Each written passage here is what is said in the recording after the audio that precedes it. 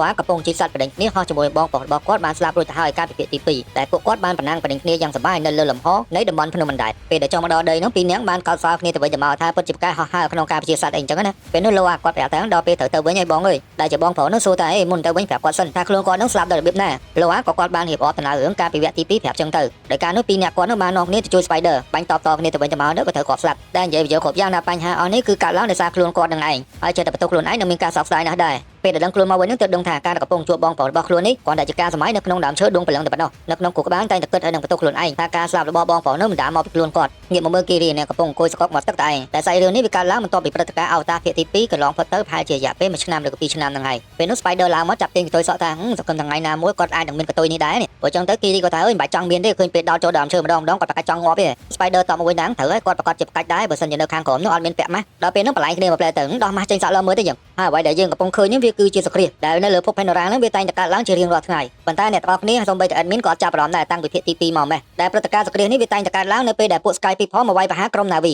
ដែលវាគឺជាឱកាសសម្រាប់គីរីគាត់មានតំណែងអីមួយយ៉ាងអាចមានសមត្ថភាពជាភាវៈរស់នៅក្នុងទឹកនិងមានតំណែងជាមួយនឹងព្រះម៉ែអេវ៉ាបានចំណែកអ្នកតារីនេះមើលទៅគាត់កាន់តែរោគប្រាក់ពីមួយថ្ងៃទៅមួយថ្ងៃខ្លាំងយកតែមែនទែនដែលកំពុងអង្គុយជ្រៀងកាន់ទុកឲ្យកូនប្រុសច្បងរបស់គាត់បានស្លាប់កាលពីភាគទី2ដែលនៅក្នុងពេលជាមួយគ្នានោះវាគឺជាការគិតរបស់លោកអាបបាននិយាយថាម្ដាយរបស់គាត់នេះកំពុងតែកាន់ទុកឲ្យបងប្រុសរបស់ខ្លួនតាមរបៀបវិធីបុរាណនៃក្រុមពួក Na'vi ព្រៃដែលគាត់តែងតែធ្វើបែបនេះរាល់ពេលដែលកើតសង្គ្រាមហើយចែកកណែគាត់គិតតែខំប្រឹងមួយចូលទៅក្នុងសមុទ្រដើម្បីខំប្រឹងប្រមូលកំភ្លើងឲ្យបានច្រើនតាមដែលអាចធ្វើទៅរួចព្រោះសារគាត់គិតថា Sky People វាគ្មានថ្ងៃបញ្ចប់ទេនឹងវិលត្រឡប់មកវិញនៅថ្ងៃណាមួយអញ្ចឹងគួរតែសកួរអាវុធឲ្យច្រើនតាមដែលអាចធ្វើទៅបានទៅដើម្បីទទួលពួកវាកូនរបស់គាត់និងសមាជិក Navy ទឹកម្នាក់ទៀតបានចូលមកបានសមុទ្រដែរដើម្បីយកធ្នូដែលបានបាក់កាលពីភាគទី2នោះឡើងទៅលើវិញពេលដែលឃើញយកធ្នូឡើងមកវិញនោះចែកបានថាឲ្យកូនប្រុសទៀតហើយមួយចូលទៅក្នុងទឹកឡើងមកយូរហើយមិនយកកំភ្លើងយកអីមកត្រូវខាងហ្នឹងមកទៅអីអត់ប្រយោជន៍ទេកូនស្រីពៅនេះឲ្យតែចែកគាត់មកវិញម្ដងរត់ឆ្លេឆ្លាប៉ាត់ណាប៉ាត់ណីដើម្បីមកទទួលឲ្យមើលទៅថាប្រពន្ធគាត់នាំស្អីថ្មីថ្មីមកខ្លះដែលឃើញថាម្នាក់កំពុងខំប្រឹងនាំគ្នាប្រមូលកំភ្លើងឡើងមកលើគុកយើងមើលទៅថនណូហើយនឹងប្រពន្ធរបស់គាត់នឹងដូចជាមិនសូវសប្បាយចិត្តអីប្រហែលទេ Spider គាត់លើកកំភ្លើងមកអាមេច្រកនិយាយពីការប្រើប្រាស់បាញ់កំភ្លើងអីអញ្ចឹងណាខាងពួក Sky People ហ៊ានមកម្ដងទៀតបាញ់ឲ្យបែកក្លោកមួយមកជាមួយគ្នានឹងចែកគាត់បានហុចកំភ្លើងទៅឲ្យថនណូហើយនឹងរ៉ូណ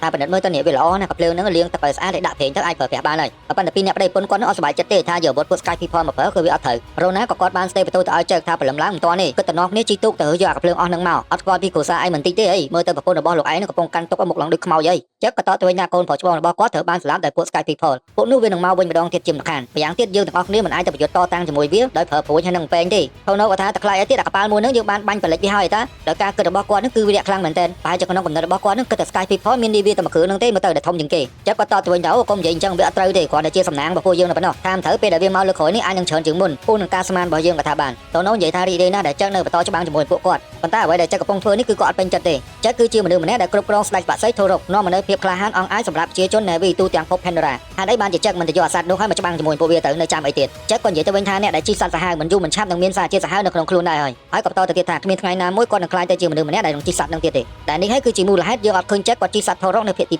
2ថូណូក៏តទៅវិញថាចែកនិយាយអីនិយាយទៅទោះជាយ៉ាងណាចែកក៏នៅតែមានងារជាអ្នកគ្រប់គ្រងសត្វបាក់សីនឹងត្រែលងាកមកមើល Sky People នៅវិញកំពុងនាំគ្នារកសាកសពទាហានរបស់ពួកគាត់នេះដែលបានស្លាប់ហើយនឹងបន្តស្វែងរកកីឡូវាមានតម្រុយអីណាខ្លះតាក់ទងជាមួយនឹងចែកព្រោះសារបច្ចុប្បន្ននេះពួក Mike Forage គាត់មិនទាន់រកឃើញទីតាំងរបស់ចែករស់នៅឡើយទេពេលនោះ Mike បានស្នើសុំទៅមេតបស្រីនោះថាឲ្យនាវាគាត់មកគ្រឿងទៀតមកនឹងបដិញ្ញាចិត្តថារកចែកឲ្យឃើញចិត្តដាច់ខាតហើយមកបដ ாய் មេតបស្រីនោះក៏ស្ដីឲ្យថាយកនាវាធ្វើស្អីទៀតឃើញអាមកគ្រឿងនេះកំពុងលេចនឹងទឹកតែមិនទាន់រកសាកសពទាហានឃើញអស់ផងហើយពេលនោះ Mike ក៏តទៅវិញថាហៅគាត់ឲ្យមកធ្វើបេសកកម្មនៅលើភពនេះចម្ងាយ26,000 លានគីឡូម៉ែត្រពីផែនដីហើយមិនក៏ការងារតាមចាប់មនុស្សក្បត់ម្នាក់ធ្វើអត់កើតវាដូចជាអន់ពេកតែនេះចង់មានន័យថាការងារហ្នឹងគឺ Mike ក៏អត់បញ្ចប់ទំនេរត្រូវតែបន្តជាដាច់ខាតនៅទីនេះលោកអាចបានដឹងថាព្រលឹងដូនតាព្រៃឈើរបស់ពួកគេគឺនៅក្នុងធ្នូនេះឯងដែលនេះវាគឺជាប្រភពមួយផ្ដល់កម្លាំងចិត្តឲ្យពួក Na'vi ព្រៃឈើមានកម្លាំងតទល់ជាមួយនឹងពួកសត្រូវងាកមកមើលពីអ្នកប្តីប្រពន្ធហើយវិញអ្នកតារីគាត់នៅតែបន្តអង្គុយស្កកអត់មានព្រលឹងប្រលាំងអីក្នុងខ្លួនមិនតិចសោះចឹងនោះគាត់គិតទៅយកក្បាលគ្រាប់ចងជាប់ជាមួយនឹងក្បាលព្រួញហើយហុចឲ្យអ្នកតារីថានេះវាគឺល្អបំផុតសម្រាប់ការប្រយុទ្ធប៉ុន្តែអ្នកតារីនោះអត់មានអារម្មណ៍អីទេពិបាកចិត្តនឹងកូនស្លាប់នោះដោយបោះអាក្បាលព្រួញទៅដីក្ដុកតិចទុះងាប់ទាំងពីរទៅហើយពេលនោះចែកក៏គាត់សួរទៅអ្នកតារីថាមិនដែរយើងស្របកំណត់របស់រ៉ូណាហើយនឹងថូណូនឹងដែរអត់ដែលកំណត់របស់ពួកគេនឹងចង់ឲ្យចែកទៅយកសត្វធរកមកជីវិ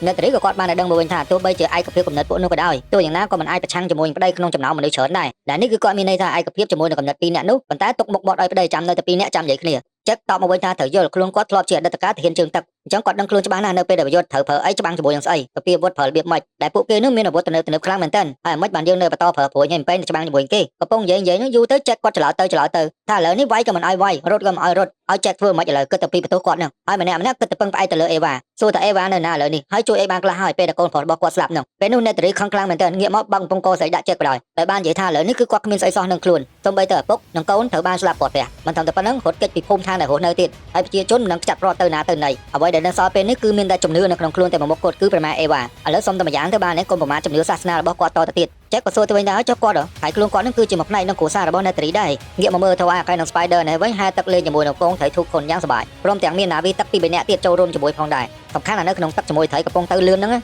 ម្នាក់ឆ្លៀតលោតអាឡាត្រឡប់ខ្លួនប្រឡែងដៃប្រឡែងជើងធ្វើដូចនៅលើគោកអញ្ចឹងតិចរបូតដៃទៅក្រោយបាត់នៅក្នុងទឹកម្ដងចិត្តលោតបោកខ្លួនលើផ្ទៃសមុទ្រនេះទៀតហើយពីរនាក់នោះបានជិះត្រីលោតមកដល់លើនឹងសប្បាយចិត្តចង់ធ្លីប្រមាថចេញមកហើយបន្ទាប់ពីសប្បាយហើយនាំគ្នាឡើងមកអង្គុយលើខ្នងត្រីចែកគ្នាលេងទៅពេលនោះគ្នាគាត់បាននិយាយថាវាគឺជារឿងគួរឲ្យសោកស្ដាយខ្លាំងណាស់ដែលផៃកានត្រូវបានបណ្ដឹងចេញពីក្រុមតាមពិតទៅត្រីនឹងវាអត់ដែលស្លាប់អ្នកណាសូម្បីតែម្នាក់សោះមិនគួរណាធ្វើអញ្ចឹងដាក់វាឡើយរ៉ូណាគាត់និយាយថានៅក្នុងវងត្រីរបស់ទូខុននឹងការស្លាប់ត្រូវបានហាមឃាត់នេះគឺជាវិធីរស់នៅរបស់ពួកនោះឯងអញ្ចឹងផៃកានបានល្មើសច្បាប់របស់គេត្រូវបណ្ដឹងចោលវាគឺជារឿងធម្មតាតែប៉ុន្តែម្នាក់ដឹងច្បាស់ក្នុងចិត្តថាផៃកាននឹងអត់ដែលបានស្លាប់អ្នកណាម្នាក់ទេវាគ្រាន់តែជាការយល់ច្រឡំប៉ុណ្ណោះនៅភូមិណាវីទឹកណែវិញក្បាលល្ងាចកំពុងនាំគ្នាដេញ Spider អស់អុកស៊ីហ្សែនដល់ដង្ហើមផ្កាច់ត្រូលដកចកាមន់គឹតម្នាក់ញាប់ដៃញាប់ជើងនាំគ្នាដើររម៉ាស់ហ្នឹងដើម្បីបដូរឲ្យ Spider តែប៉ុន្តែអ្នកតារីនេះគាត់ឈរមើលធ្វើមិនដឹងអត់មានខ្វល់អីមិនតិចទ្រាំតឃើញដូរបានហ្នឹងចង់ទៅឥណ្ឌាបាត់ហើយផឹកឡើងគីរីនិយាយទៅ Spider ថាអីអត់មានប្រយ័ត្នអីមិនតិចសោះមុនដេកហ្នឹងអត់មានប្រឌិតមើលអុកស៊ីហ្សែនមើលអីទេអីគាត់នឹងភ័យសឹងអីដែលកំពុងកាន់ទុកឲ្យកូនប្រុសរបស់គាត់ហើយណាមួយចងកំណុំជាមួយពួក Sky People ទៀតនៅពេលដែលឃើញមុខ Spider ម្ដងអ្នកតារីគាត់អត់សប្បាយចិត្តប្រហែលទេពេលជាមួយគ្នានឹងដែរឮសំឡេងព្រមត្រែទៀតហើយដែលនេះគឺជាការមកដល់របស់ពួក Wing Trader មើលទៅពួកគេម្នាក់ហ្នឹងមានការសប្បាយចិត្តរីករាយជាខ្លាំងព្រោះសារការដែលមកដល់នេះគឺមានរបស់អីថ្មីច្រើនមកឥឡូវ admin សូមបញ្យល់បន្តិចថាពួកអស់ហ្នឹងមកពីណាហើយតួនាទីរបស់ពួកគេគឺជាស្អីពួកនេះគឺជាក្រុម Navi បណេចរមកពី clan មួយឈ្មោះថា Talim ដឹកនាំដោយបរិសម្នាក់មានឈ្មោះថា Pilak ដែលពួកនេះការងាររបស់គេគឺធ្វើដំណើរប្រចាំថ្ងៃពីភូមិមួយទៅភូមិមួយនៅលើភព Pandora នេះសម្រាប់ធ្វើការដោះដូរទំនិញឬស្បៀងអាហារផ្សេងៗដោយអត់មានចាយលុយទេដែលក្រុមគេនេះបានយកសត្វម្យ៉ាងមកប្រើសម្រាប់ធ្វើបណេចរដែលវាមានឈ្មោះថា Medusa សត្វប្រភេទនេះវាមានរូបរាងស្រដៀងទៅនឹងប្រភេទត្រីចំហុយនៅក្នុងសមុទ្រប៉ុន្តែវាមានសក់វែងៗហើយក្នុងប្លង់របស់វានឹងពោពេញទៅដោយអូស្មန်និងទឹកសំណល់ដែលនេះអាចជួយឲ្យវាហោះហើរនិងរក្សាដំណឹងនៅលើទីអាកាសបានយ៉ាងងាយស្រួលតែឃើញបែបនេះក្មេងៗពីរនាក់នឹងនាំគ្នាជិះសត្វហោះកន្លងជុំវិញនឹងទៅលើកដៃ Hello គេភ្លាមតែនេះគឺជាសកម្មភាពនៅពេលដែលពួក Wing Trader មកដល់តំបន់ធ្វើការដោះដូរចែករបស់របរទៅវិញទៅមកចឹងទៅដែលមើលទៅការចែកគ្នារបស់ Jack ហើយនិង Pilak នេះតំណងដូចជាមានគោលបំណងអីមួយយ៉ាងជាមួយនឹង Spider ដែលឲ្យក្មេងៗប្រមាណអ្នកនឹងមកប្រជុំថា Spider ត្រូវតែធ្វើដំណើរចាក់ចេញពីទីនេះជាមួយនឹង Wing Trader ដែលបំណងរបស់គាត់នឹងប្រហែលជាចង់បញ្ជូន Spider ទៅឲ្យពួក Sky People ដោយបានបញ្ជាក់ច្បាស់ថា Spider មិនអាចរស់នៅទីនេះដោយពាក់ម៉ាស់ទាំងយប់ទាំងថ្ងៃទេគឺវាគ្រោះថ្នាក់ខ្លាំងណាស់ Spider ខំប្រំផ្កាយថាខ្លួនអត់ចង់ទៅណាទេទោះបីជាពាក់ម៉ាស់ឬមិនពាក់ម៉ាស់អត់ខ្វល់សំខាន់ចង់នៅទីនេះជាមួយនឹងឪពុកម្ដាយហើយនិងបងប្អូន Navy ហ្នឹងហើយអ្នកនៅជុំវិញខ្លួនមានទាំងគីរីលោអាកនាំគ្នាខំប្រំជួយនិយាយដើម្បីកុំឲ្យ Jack គាត់នាំ Spider ចេញពីកន្លែងនេះហើយ Jack ក៏អត់ព្រមទេក៏នៅតែបន្តទៀតថាឲ្យចេញពីកន្លែងហ្នឹងទៅនៅជាមួយពួក Sky People ទៅនៅជាមួយគាត់នេះពាក់ម៉ាស់រហូតចឹងដូចគាត់បែកកំណត់ម៉ោងចឹងនឹងថ្ងៃណាផ្ទុះងាប់ទៅអ្នកតារីក៏បានបន្តទៅថាត្រូវហើយគួរតែបញ្ជូន Spider ទៅនៅកន្លែងរបស់គេទៅពេលនោះគីរីសួរថាដែរនិយាយនេះមានន័យថាម៉េចម៉ែមិនចាប់ទុក Spider នឹងគឺជាស្អីគេ Alien សត្វចម្លែកត្រូវហើយមកពីអ្នកម្ដាយឯងស្អប់ពួក Sky People ខ្លាំងពេកអញ្ចឹងទៅដោយទាំង Spider ទៅជាមួយទៀត Spider ហើយនឹងក្មេងៗពីរនាក់ទៀតខំប្រឹងជួយបងថាគាត់នៅទីនេះជាមួយខ្លួនដែរទៅហើយនឹងសន្យាថាខ្លួនគាត់នឹងមិនបង្កជាផលរំខានដល់នរណាម្នាក់ទេនិយាយចុះនិយាយឡើងម្នាក់ខឹងចែកនាំគ្នាដើរចេញអស់លីងហើយកូនស្រីពៅនេះអត់និយាយរកចែកឯដើមដល់ទៅហាឲ្យឯងខុសហើយឪចែកនោះគាត់មិនសូវចង់ប្រហែលទេក្នុងចិត្តនោះក៏ស្រឡាញ់ Spider ណាស់ដែរហើយមកខាងប្រពន្ធមកខាងកូននឹងទៅណាមកណីសម្រាប់ស្រួលមកចែកជាមួយនឹងតារីក៏ដើរមកនិយាយជាមួយកូនវិញថាមកឥឡូវនាំគ្នាឡើងលើទូកនឹងទាំងអស់គ្នាបណ្ដោយទៅចាប់ទុកថាជាការដើរកំសាន្តណាមិនដែរគេចង់ជួបមុខយាយណាហីឡើងមកដល់លើទូកនេះភីឡាក់ក៏និយាយថាហានាំគ្នាមកទៅអីច្រើនណាស់តែនិយាយថាឲ្យតែ Spider មកម្នាក់ទៅហើយក៏បានបន្តទៅទៀតថាក្រុម Wing Trader របស់គាត់នេះគឺត្រូវនៅចំណុចកណ្ដាលអត់មាននៅខាងអ្នកណាណីទេបើសិនជាឲ្យគ្រួសារចែកដែលជាអ្នកប្រយោជន៍ធ្លាប់ជិះធោររកមកឡើងលើនេះគឺវាលំអៀងទៅខាងនោះហើយចេះគាត់ប្រាប់ថាអត់ទេកាលពីមុនធ្លាប់ប្រើសាន់នឹងមែនប៉ុន្តែឥឡូវបោះបង់វាចោលហើយមិនដែរជិះសោះហើយណាមួយពីអ្នកប្តីប្រពន្ធរបស់គាត់នឹងមិនឡើងជិះលើទូកនឹងដែរណាដោយប្រាប់ថាខ្លួនគាត់នឹងមានសត្វម្នាក់មួយជិះអមជុំវិញទូកនឹងទៅហើយណាមួយបានការពារក្រុមរបស់គាត់ផងអីអញ្ចឹងទៅបានភីឡាគាត់យកព្រមឲ្យធ្វើដំណើរទៅជាមួយពេលដែលរៀបចេញដំណើរនេះពីម្នាក់បងប្អូននេះនាំលេហុតមកក្រោយដើម្បីមកមើលឲ្យលើកដៃលាបាយប្រជាជនណាវីទឹកនៅខាងក្រោមហ្នឹងណាមើលទៅវាដូចជារៀបចំរួចរាល់ហើយអស់ហើយភីឡាក៏ប្រាប់ឲ្យកូនចៅរបស់គាត់នោះរៀបចំទាញខ្សែលើកដងឡើងលើដើម្បីធ្វើដំណើរទៅមុខហើយនេះគឺជាទស្សនវិជ្ជាដែលក្រុម Wing Trader ធ្វើដំណើរចេញពីភូមិរបស់ពួក Navi ទឹកយប់ឡើងនោះក្មេងៗរាំច្រៀងជាមួយពួកក្រុម Wing Trader យ៉ាងសប្បាយប៉ុន្តែអ្នកត្រៀននេះគាត់ហោះនៅលើមេឃទាំងមុខក្រៀមក្រំលោកគាត់និយាយថាម្នាក់តែតែមានការកាន់ទុករបស់គេរៀងខ្លួនតែសម្រាប់គាត់នេះតែតែមានអារម្មណ៍ថាបងប្រុសរបស់ខ្លួនគឺនៅក្បែរគាត់ជានិច្ចហើយតែតែលើសំឡេងរបស់គាត់មកជាមួយនឹងខ្យល់ពេលដែលមកដល់ក្បែរចិត្តកំពុងរៀបចំសម្ភារៈជាមួយសត្វហោះលោកបានស្នើសុំទៅឪពុកថាគួរទៅឲ្យគាត់ហាត់បាញ់កាភ្លើងហើយនឹងកាន់កាភ្លើងដើម្បីធ្វើការហោះហើរប្រយុទ្ធជាមួយនឹងចែកទៅចេះក៏និយាយថាចង់ហាត់បាញ់កាភ្លើងមួយគាត់នឹងមើលទៅមើលខ្លួនឯងមើលវិសុតាក់តងនឹងកដែលឲ្យពាក់នឹងគឺភ្លេចរហូតហៅ4 5ដងក៏អត់មានឆ្លើយតបសោះឥឡូវគិតមើលទៅសំបីតែរឿងតូចតាចប៉ុណ្ណឹងធ្វើមិនបានផងហើយរកកាន់កាភ្លើងទៅហោះបាញ់ជាមួយគេទៅមិនរួចរយៈពេលបន្ទាប់មកទៀតម៉ៃក៏គាត់ទទួលព័ត៌មានថាចេះកំពុងធ្វើដំណើរនៅលើអាកាសជាមួយនឹងពួក Wing Trader អត់ចាំយូរទេចេញវិជារៀបចំខ្លួនទៅភ្លាមចំណែកពួកក្រុម Wing Trader មកដល់តំបន់ភ្នំនេះមើលទៅដូចជារៀបចំការប្រងព្រៀបធៀមខ្លួនការពារពីអីម្យ៉ាង គាត់ជួននោះម៉ាស់របស់ Spider អស់អុកស៊ីហ្សែនដែរទៀតគាត់ពីចន្លងភ្នំនឹងតិចមកយើងស្លាប់គិតថាប្រហែលជាមិនមានរឿងអីកើតឡើងទេភ្លាមនោះក្រុមកងទ័ពរបស់កសម្ព័ន្ធវ៉ារ៉ាំងបានធ្វើដំណើរមកទាំងវងកំពុងតំណងគ្នាសម្រុករកពួកគាត់នឹងហើយអ្នកត្រីនេះបាញ់ព្រួយទ្រាំខ្លាំងមែនទែនគាត់យុទ្ធធនូពុកបាញ់អនុធ្លាក់ពាកចាក់គាត់ប្រាប់លោកអាថាកុំឲ្យទៅណាប្រដេបណាស់នៅនឹងហើយមើលដើម្បីការពារបងប្អូនរបស់គេផងខ្លួនគាត់នឹងចេញទៅទប់ទល់ជាមួយពួកនោះការវាយប្រហាររបស់ពួកវាប្រើទៅដោយភ្លើងហោះម្ដងឆេះហោះម្ដងឆេះមកដែលហ្នឹងជាទូទៅពួកយើងនាំគ្នាហៅថា Navy ភ្លើងហ្នឹងហើយលោកអាទាញភ្លើងចេញម្ដងក្រៅនោះរៀបវាយឲ្យកុំភ្លេចពាក់ហ្នឹងមកទៀតហើយពេលដែលបកមកវិញហ្នឹងឃើញថាវាត្រូវភ្លើងចេះតិចទីអស់លីងហើយលោកអាហ្នឹងគឺប្រាប់អត់ស្ដាប់បដ ாய் ក្បាលរឹងមែនតើជីសัตว์មកលើកភ្លើងបាញ់គេទុកខ្លួនអត់ចង់ជាប់ហ្នឹងតើនោះបាញ់មកព្រួយចំសัตว์របស់គាត់នោះធ្លាក់ប្រកាច់ប្រកិន Spider នេះកំណយដែរវាយតបតជាមួយពួកអនុដាក់ពី3ព្រួយនោះប៉ុន្តែដោយសារខ្លួនគាត់ទូចឲ្យព្រួយទូចខ្លីទៀតបាញ់ពួកហ្នឹងដូចជាមិនសូវស្គៀបស្ដាច់សោះហើយអាគ្នាវាប្រហែលនេះចង្ញៃមែនតើហោះមកទុំលើបាឡុងនេះនាំគ្នាយកឈើរកផាំងឃ្លីអ៊ូស្មានចេញមកក្រៅអស់ពេលនោះចេះគាត់បញ្ឈប់លោតបាញ់ផាំងងាប់អស់លីងវ៉ារ៉ាំងនេះឃើញអញ្ចឹងបញ្ជាឲ្យកូនចៅលើអាកឡននោះឡើងទៅគាត់បាញ់មកព្រួយភ្លើងផាំងដល់ពេលភ្លើងឆេះវាជាអាសានោះហោះទៅបុកបដ ாய் ព្រោះពេលនោះចេះគាត់ក៏លេចឃើញទៅចុំចុយម៉ែអានេះលេងយកភ្លើងដុតខ្លួនហោះមកបុកចឹងបដ ாய் រត់កើតទេរត់សិនប៉ាងទៀតធ្លាក់ទៅដល់ណាដល់ណីចេះសัตว์គាត់ហោះមកយកតន់ដោយឃើញថាអ្នកត្រីនោះខ្លាំងពេកបាញ់កូនចៅគាត់ងាប់ពីពីនេះលោកបាញ់ពីក្រោយផ្លាច់ចឹងទៅអ្នកត្រីគាត់ខឹងចិត្តសឿងដែរជីសัตว์បុកឲ្យមើលហើយអាសัตว์ពីរក្បាលនោះកំពុងធ្លាក់បតែបន្ទាប់ខំម្ចាស់គ្នាទៅវិញទៅមកបីអ្នកបងប្អូននេះឃើញតែភ្លើងឆេះតិចទីអស់ចាំការទៀតហើយសัตว์នោះហោះប្រូចបតែបន្ទាប់គ្នាមិនយូរប្រហែលអ្នកត្រីក៏ត្រូវបានវ៉ារ៉ាំងវាយធ្លាក់ព្រោះសារសัตว์នោះក្បាលវាវែងហើយមានស្នែងទៀតខ្លួនកំពុងត្រូវលបួសផងធ្លាក់ពីណាពីដីមកទៅជាមួយមេឃឈើឲ្យបុកជាមួយវ៉ាទៀតមកដល់ដីនេះស្លាប់ឈឹងបីអ្នកបងប្អូននេះហោះទៅហោះមកឃើញលោអាកំពុងតោងលើខ្នងអាសัตว์ហោះនេះអញ្ចឹងទៅក៏ចុះទៅយកទៅ4នាក់ជិះទៅលើគ្នាតែមួយឃើញអញ្ចឹងទៅអាមួយនោះហោះមកដល់យឹតមកព្រួយទៀតចំកសัตว์នោះធ្លាក់ទៅដីដដែលសัตว์ដែលខំប្រឹងជួយ4នាក់បងប្អូននោះគឺត្រូវបានដាច់សល់ស្លាប់មកឥឡូវយើងមកស្ដាប់ប្រវត្តិទ្រអំពីតួអង្គវ៉ារ៉ាំងគាត់មានដើមកំណើតនៅក្នុងតកូលប្រជាជន Navy មួយមានឈ្មោះថា Meng Quan ដែលត្រូវបានគេស្គាល់ថាគឺជាប្រជាជន S ដែលពួកនោះវាមានទីតាំងរស់នៅក្បែរតំបន់ភ្នំភ្លើងកាលពីអាយុ15ឆ្នាំវ៉ារ៉ាំងបានធ្វើការដណ្ដើមអំណាចពីឪពុករបស់គាត់ដោយដាក់ថ្នាំអំពូលសម្រាប់ឪពុករបស់នាងដើម្បីឡើងធ្វើជាមេដឹកនាំនៅក្រោមការគ្រប់គ្រងរបស់វ៉ារ៉ាំងគឺអត់មានជំនឿទៅលើព្រះម៉ែអេវ៉ាអីមិនតិចសោះឃើញតែសត្វដែលគាត់កំពុងជិះនេះគឺមានរូបរាងស្អាតហើយធំប្លែកខុសពីសត្វធម្មតាមកដល់កន្លែងនេះអ្នកទាំងអស់គ្នាមានឆ្ងល់ដូចអត់មានអត់ថាសត្វហ្នឹងវាមានប្រភពមកពីណាធ្វើម៉េចទៅវ៉ារ៉ាំងអាចចាប់វាយកមកជិះកើតដោយឃើញថាមកក្រុមរបស់គាត់ហ្នឹងមានតែវ៉ារ៉ាំងតែម្នាក់គាត់មានសត្វហ្នឹងជិះដែលវានេះត្រូវបានស្គាល់ឈ្មោះថា Nitrate វាគឺជាប្រភេទសត្វព្រៃម្យ៉ាងដែលគួរឲ្យខ្លាចនៅលើភព Pandora សត្វនេះវារស់នៅតំបន់ភ្នំភ្លើងព្រៃងងឹតនិងតំបន់ដែលមានថាមពលអាគីភ្លើងខ្លាំងដែលត្រូវបានពួក Navy សម្គាល់ថាវាគឺជាសត្វវិញ្ញាណនៃពេលរាត្រីមូលហេតុដែលវ៉ារ៉ាំងគាត់អាចចាប់សត្វនេះយកមកប្រើបានគឺដោយសារគាត់ចេះអំពើធ្មប់ព្រះអាគីអីណាណីចឹងទៅពេលនោះ Spider និយាយប្រាប់លោកអាថាកតាបដែលដាក់ម៉ាស់មុខរបស់គាត់នោះគឺនៅលើកប៉ាល់បំរុងនឹងនាំគ្នាដើរទៅវិញហើយឃើញពួក Navy ភ្លើងកំពុងទៅវាយប្រហារពួកនេះចឹងទៅអត់ទាន់ហ៊ានទៅណាទេឈរមើលស្ថានភាពសិនឃើញថាពួកវានឹងវាយធ្វើបាបសម្រាប់ព្រៃផ្សៃខ្លាំងមែនទែនហើយសក់របស់ពួក Navy សំខាន់ខ្លាំងមែនទែនគាត់កាត់ដាច់ស្លាប់ភ្លាមបំពេចហើយពេលកំពុងជ្រៀងហមនឹងអាមួយនោះវាកន្លែងទៅឃើញថាអូមានសត្រូវនៅនោះវិញតាមពួកដៃនិយាយពីរត់លឿនទៅណាម្នាក់ឃើញពួកនោះតាមមកអីហើយលោអាកានេះរត់ដួលផ្ងាជើងភីងទិញភ្លើងរះផាំងងាប់ពីអ្នកនោះអស់ចេះតែរះចោលសងសំណាងខ្មោចឲ្យបាញ់ត្រូវដែរកូនចៅរបស់គាត់ប្រហែលអ្នកហើយនឹងវ៉ារ៉ាំងហ្នឹងគាត់ឈប់តាមឲ្យឆ្ងល់ខ្លាំងមែនទែននៅលើខ្លួនពួកនេះអត់មានត្រូវគ្រាប់ពួយអីទេហេតុអីបានវាហូរឈាមអីដេកងាប់អញ្ចឹងយកកបិតខ្វេះគាត់ភ្លើងនឹងចេញមកខំយកបដ ாய் ចុះអាហ្នឹងស្អីគេវារឹងដូចដែកអញ្ចឹងប៉ុន្តែនៅតែអត់បោះបង់ការប្រមាញ់ទេកន្លែងទៅឃើញក្រុមលោអានៅនោះពី3នាក់ជាកូនចៅដេញថែមទៀតមេងក្មេងនោះឆ្លាតមែនទែនមើលទៅតែរត់ផ្លូវគោកមិនតាន់ពួកនោះទេជើងវាវែងឃើញទឹកនៅនេះវាហូរស្រាប់ផងនាំគ្នាលោតចុះបដ ாய் ទៅអាទឹកយូរទៅវាហូរខ្លាំងទៅជាប្រយោជន៍ជួយមែនតែយូរទៅពិបាកដែរប្រហែលពី3នាក់ហើយយើងកន្លែងមកមើលចេះអានេះវិញដល់រកប្រពន្ធកូនវាយឲ្យកូនសួរផងអីផងអត់មានណាគេឆ្លើយសោះអ្នកត្រៀងគាត់ដេកស្លាប់ស្លោកនៅលើវ៉នេះវាជាសំណាងល្អដែរទឹកនេះវាហូរខ្លាំងមែនតែអត់មានជ្រួនដាច់ម្ដងណាដល់ណីឡើងម្ដងលើគង់ស្រីបើទៀតទៅផ្ទះទៀតហើយហើយវ៉នជគឺហើម៉ាស់របស់ Spider ហ្នឹងកាន់តែលោតញាត់ទឺតខ្លាំងទៅតែមែនតើហើយនិយាយប្រាប់ទៅខ្ញុំប្រហែលជាធំអត់បានទេជួយនាំធំម៉ាស់ផងជីឌីអត់ដឹងទេក៏សួរថាឥឡូវនេះយើងគិតធ្វើម៉េចព្រោះអញ្ចឹងទៅលោអាក៏សួរថាហេតុអីមកម្នាក់នាំគ្នាមកសួរគាត់អញ្ចឹងហេតុអីមកបន្ទុកអស់ហ្នឹងធ្លាក់មកលើគាត់ខ្ញុំសួរច្រើនពេកអត់ដឹងទេហើយពេលហ្នឹងប្រកែកគ្នាម្នាក់ថាចង់ត្រូវទុកនោះវិញហើយ Spider តែទៅមិនកើតទេនៅនឹងសត្រូវច្រើនណាស់លោអាគាត់និយាយថាសំខាន់ផុតគឺយើងត្រូវដឹងទីតាំងថាយើងនៅកន្លែងណាដែលនេះវាប្រកបជាភាពងាយស្រួលក្នុងការឲ្យចឹងមករកពួកគេចាក់កណ្ដាលគាត់កំពុងអោនមើលម៉ាំងម៉ាញ់ម្ដងបាញ់ផាំងអូឯងរត់ទៅណាទៀតអូនចាប់បានស្រីអាចចាក់គាត់ឃើញអញ្ចឹងខ្ញុំភ្ញាក់អើដែរថាអត់កងងាប់នឹងបាត់សមុទ្រអីតាម៉ែគាត់តមកវិញដែរជើងខ្លាំងអូនចេះតែងាប់ងាយល្មិចងាកមកមើលនៅតារីនេះវិញគាត់រៀងមានកម្លាំងតិចណាគាត់ខំប្រឹងឡើងលើខ្នងអាសត្វនោះអាសត្វស្លាបនោះវាចេះតែទៀតលើកអលាក់ដល់តារីឡើងទៅដល់លើបានសម្រេចម៉ែគាត់ឆ្ងល់ខ្លាំងមែនទែនថាមានរឿងអីកើតឡើងនៅនឹងហើយចឹងទទួលការវាយប្រហារពីអ្នកណាគេចាក់គាត់ប្រាប់ថាពួកនោះហៅថា Ash People ដើរបាញ់ប្រហារសម្រាប់មនុស្សពេញនឹងហើយយកគ្រប់យ៉ាងដែលពួកវាប្រមាញ់បាននឹងមកធ្វើជាកម្មសិទ្ធិខ្លួនឯងចេះគាត់បញ្ចុះម៉ែឲ្យដោះលែងខ្លួនទៅគាត់នឹងនាំទៅ Spider ព្រោះសារលើនេះគាត់កំពុងអស់អុកស៊ីហ្សែនហើយបើនៅយូរជាងនឹងទៀតប្រកាសជាដាច់ខ្យល់ជាមិនខានដោយចេះគាត់មានសមត្ថភាពពិសេសអាចតាមដានក្មេងៗនោះបានយ៉ាងងាយស្រួលក្រុមក្មេងៗរត់មកដល់នេះអុកស៊ីហ្សែនរបស់ Spider កាន់តែខូចទៅហើយ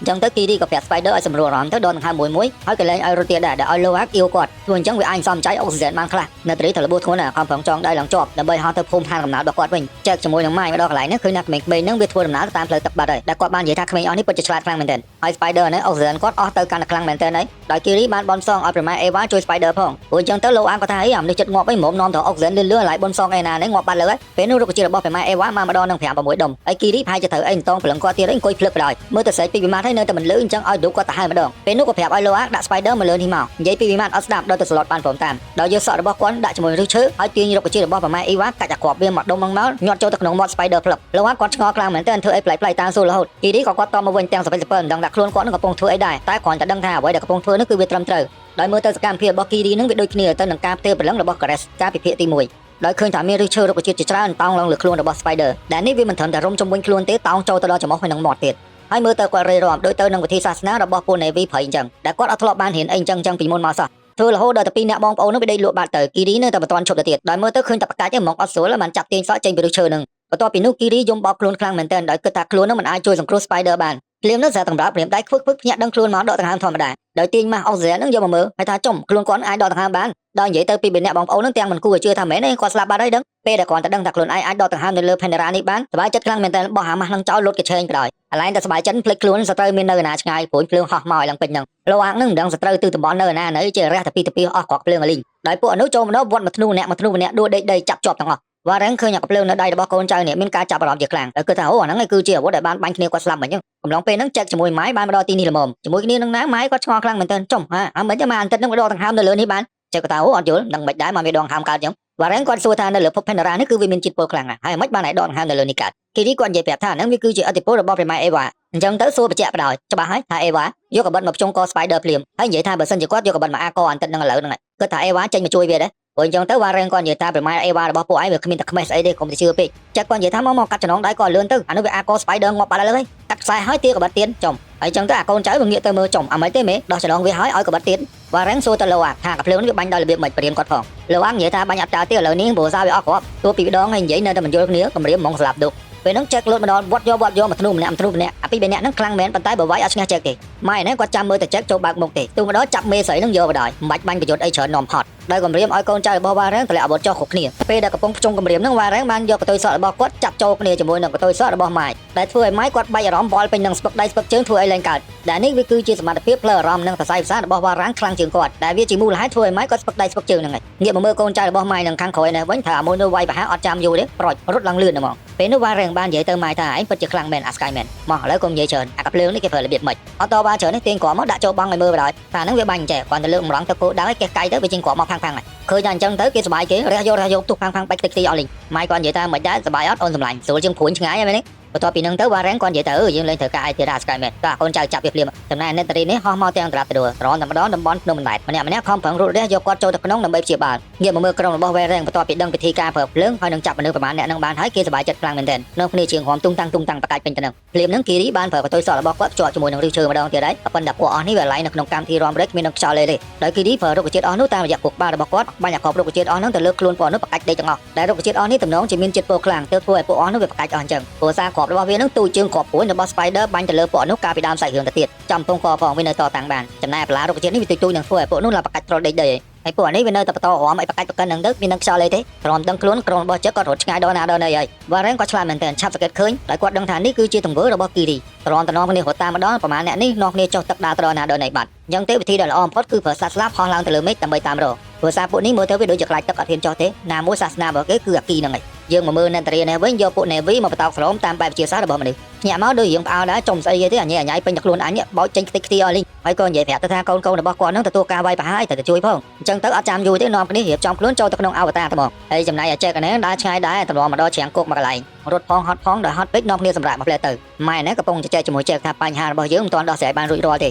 កុំគិតថាគាត់ទៅជួយសង្គ្រោះគាត់ប៉ុណ្ណឹងវាអាចចាប់រឿងចេកថាមិនបានទេព្រោះឥឡូវគាត់ថតដល់លេងចង់វាយហើយបើនិយាយមែនតើគឺម៉ៃហ្នឹងគាត់មានគីឡូជាមួយចេកមួយផែបដោយតាំងពីភាគទី1រហូតដល់ភាគទី2វាយមើលស្មើអត់ដែរឈ្នះចេកទេម៉ៃគាត់ថាត្រូវឲ្យដំណាក់កាលនេះហើយនៅវាយគ្នាទៀតទុកកម្លាំងទៅហើយពួកនេះទៅតាមលើខ្មោចអញ្ចឹងនៅតែបន្តស្វែងរកអញ្ចឹងម៉ៃគាត់និយាយទៅចេកថាយើងទាំងពីរនេះអ្វីដែលដូចគ្នាបំផុតហ្នឹងគឺស្លាញ់អាក្មេង Spider នេះមើលទៅក្មេងនឹងគួរឲ្យស្លាញ់ហើយឆ្លាតខ្លាំងមែនទែនម៉ៃក៏បន្តទៅទៀតថាទោះបីជាឥឡូវនេះកំពុងនៅជាមួយចេកក៏ដោយក៏ប៉ុន្តែកុំច្រឡំអសោះថាគាត់បដូរចិត្តនឹងនៅខាងចេកចេកក៏ថាអូចោលហើយតាំងពីយូរហើយមកដល់ឥឡូវនេះនៅតែមិនយល់ពិភព Pandora នេះគឺវាជ្រាលជ្រៅហើយនឹងល្អបំផុតជាងអ្វីដែលអ្នកឯងកំពុងមើលឃើញម៉ៃក៏បន្តទៅវិញថាខ្លួនគាត់មិនខ្វល់ទេថាឥឡូវនេះគាត់មានសម្បល់ព្រោះអីឬនៅក្នុងខ្លួនអវតារណាក៏ដោយគាត់នៅតែបន្តបេសកកម្មរបស់គាត់បម្រើមនុស្សជាតិជានិច្ចចេះគាត់ថាបើមិនជឿគាត់ទេចាំមើលខ្លួនឯងទៅម៉ៃនឹងផ្លាស់ប្ដូរខ្លួនម្ដងបន្តិចទៅជាពួក Navy ហើយពួក Warren នេះអត់ដេកអត់ពួនបណ្ដោយជីសัตว์រហតាំងបញ្ចុះម្ដងស្មាននេះអត់ព្រមឈប់ញាក់ពីដេកមកចេះកលេចឃើញសត្វទាំងវងហោះមកកូនចៅនាំគ្នារត់មកទៀតឯងរត់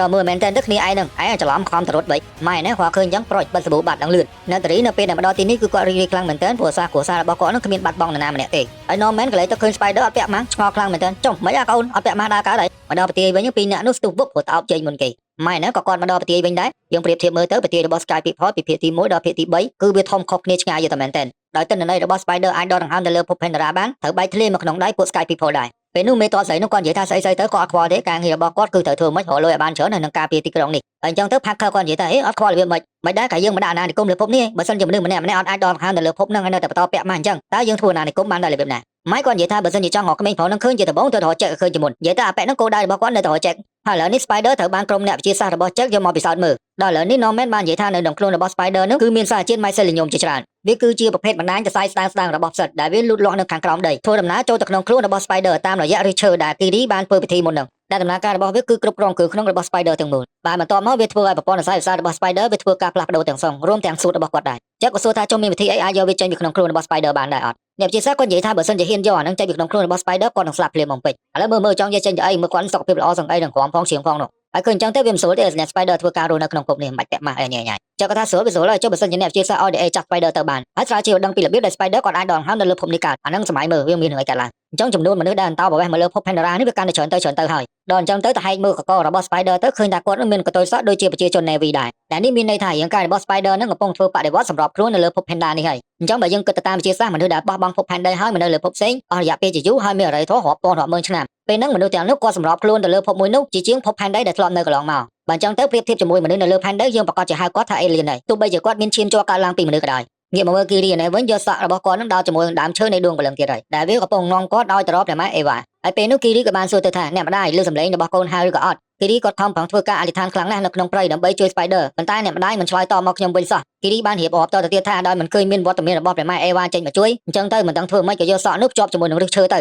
ៅក៏ប៉ុន្តែ Kiri មិនដឹងថាខ្លួនរបស់គាត់នោះអាចធ្វើអញ្ចឹងបានដោយរបៀបណាទេដើរចូលកាន់តែគៀកខ្យល់កាន់តែខ្លាំងហើយពលឺនោះកាន់តែភ្លឺក៏បន្តនិយាយទៅទៀតថាអ្នកម្ដាយក៏មួយខ្ញុំចេញអីសុំជួបមុខបន្តិចមកនិយាយជាមួយគាត់ពី3ម៉ាត់មកដោយ Kiri ខំប្រឹងតតាំងជាមួយអេវ៉ានៅខាងក្នុងនឹងខ្លាំងពេករហូតដល់បកាច់ត្រូលនៅនេះផឹកឡើងរៀបចំដាក់បតោសរោមទៀតពេលនោះ Kiri និយាយរៀបរាប់ទៅអ្នកត្រីថាអេវ៉ាមិនដែលចូលមកចិត្តគាត់សូម្បីតែបន្តិចសោះហេតុអីក៏គាត់ដឹងពីវិធីធ្វើឲ្យ Spider អាចដកដង្ហើមទៅលើភពនេះបានអត់យល់ខ្លួនឯងអីបន្តិចតទៅសោះពេលនោះអ្នកត្រីក៏បានឲ្យដឹងវិញថាកូនស្រីឯងត្រូវបានប៉ះពាល់ដោយផ្ទាល់ជាមួយនឹងដៃរបស់អ្នកម្ដាយហើយពួកគាត់ដឹងរឿងនឹងតាំងពីវាចាប់ដើមភ្លាមមកពេលហ្នឹងមើលមុខគ្នាហើយម្ដាយរបស់អ្នកត្រីគាត់និយាយប្រាប់ថាដល់ពេលហើយដែលត្រូវប្រាប់ Kiri ឲ្យគាត់ដឹងរឿងភ្លាមហ្នឹងអ្នកត្រីគាត់បានប្រាប់ទៅថា Kiri កើតមកគឺអត់មានឪពុកទេគាត់លើបែបនេះភ្ញាក់ផ្អើលខ្លាំងមែនទែនហើយអត់មានឪពុកគាត់ចាប់បណ្ដាលមកបានដោយរបៀបម៉េចចិត្តក៏បានប្រាប់ទៅថាពេលម្ដាយរបស់ឯងឈ្មោះថា Grace កំពុងតែផ្ទេរជីវិតចូលទៅក្នុងខ្លួនអវតារដែលវាប៉ះពាល់ផ្ទាល់ជាមួយនឹងព្រះម៉ែអេវ៉ាក្នុងកំឡុងពេលធ្វើពិធីពេលនោះគាត់ក៏ស្លាប់បាត់បង់ជីវិតបន្ទាប់ពីនោះគាត់យករាងកាយរបស់ Grace ចូលទៅក្នុងពិធីពិសោធន៍វិញបានចាប់អារម្មណ៍ឃើញតែអវតាររបស់ Grace គាត់កំពុងតែមានទម្ងន់ហើយដែលបាតុភូតបែបនេះកើតឡើងបានវាគឺជាអំណាចនិងឥទ្ធិពលរបស់ព្រះម៉ែអេវ៉ាអញ្ចឹងសរុបឲ្យខ្លីមកមានន័យថា Kiri គឺជាកូនបង្កើតរបស់ព្រះម៉ែអេវ៉ាពេលដែលចូលមកក្នុងពិធីពិសោធន៍កំពុងមើលមុខអវតាររបស់ Grace នោះចេះគាត់បាននិយាយថាមិនខ្វល់តែរឿងនោះវាកើតឡើងនៅរបៀបម៉េចទេប៉ុន្តែទោះយ៉ាងណាគាត់នៅតែជាឪពុកដ៏ល្អនិងស្រឡាញ់មើលថែ Kiri ជានិច្ចពេលនោះ Kiri គាត់និយាយថាបើសិនជាខ្លួនគាត់ពិសេសដូចទៅនឹងអ្វីដែលយាយរបស់គាត់បានប្រាប់មែនហើយបានអ្នកម្ដាយអេវ៉ាអត់រវល់ជាមួយគាត់អត់និយាយជាមួយគាត់មិនតិចសោះ Norman គាត់និយាយថាមិនប្រកាសថាអញ្ចឹងទេប៉ុន្តែវាអាចមានហេតុផលមួយចំនួនបើនិយាយប្រៀបធៀបទៅវាដូចជាមានជញ្ជាំងអីម្យ៉ាងកំពុងតែរារាំង Kiri អញ្ចឹង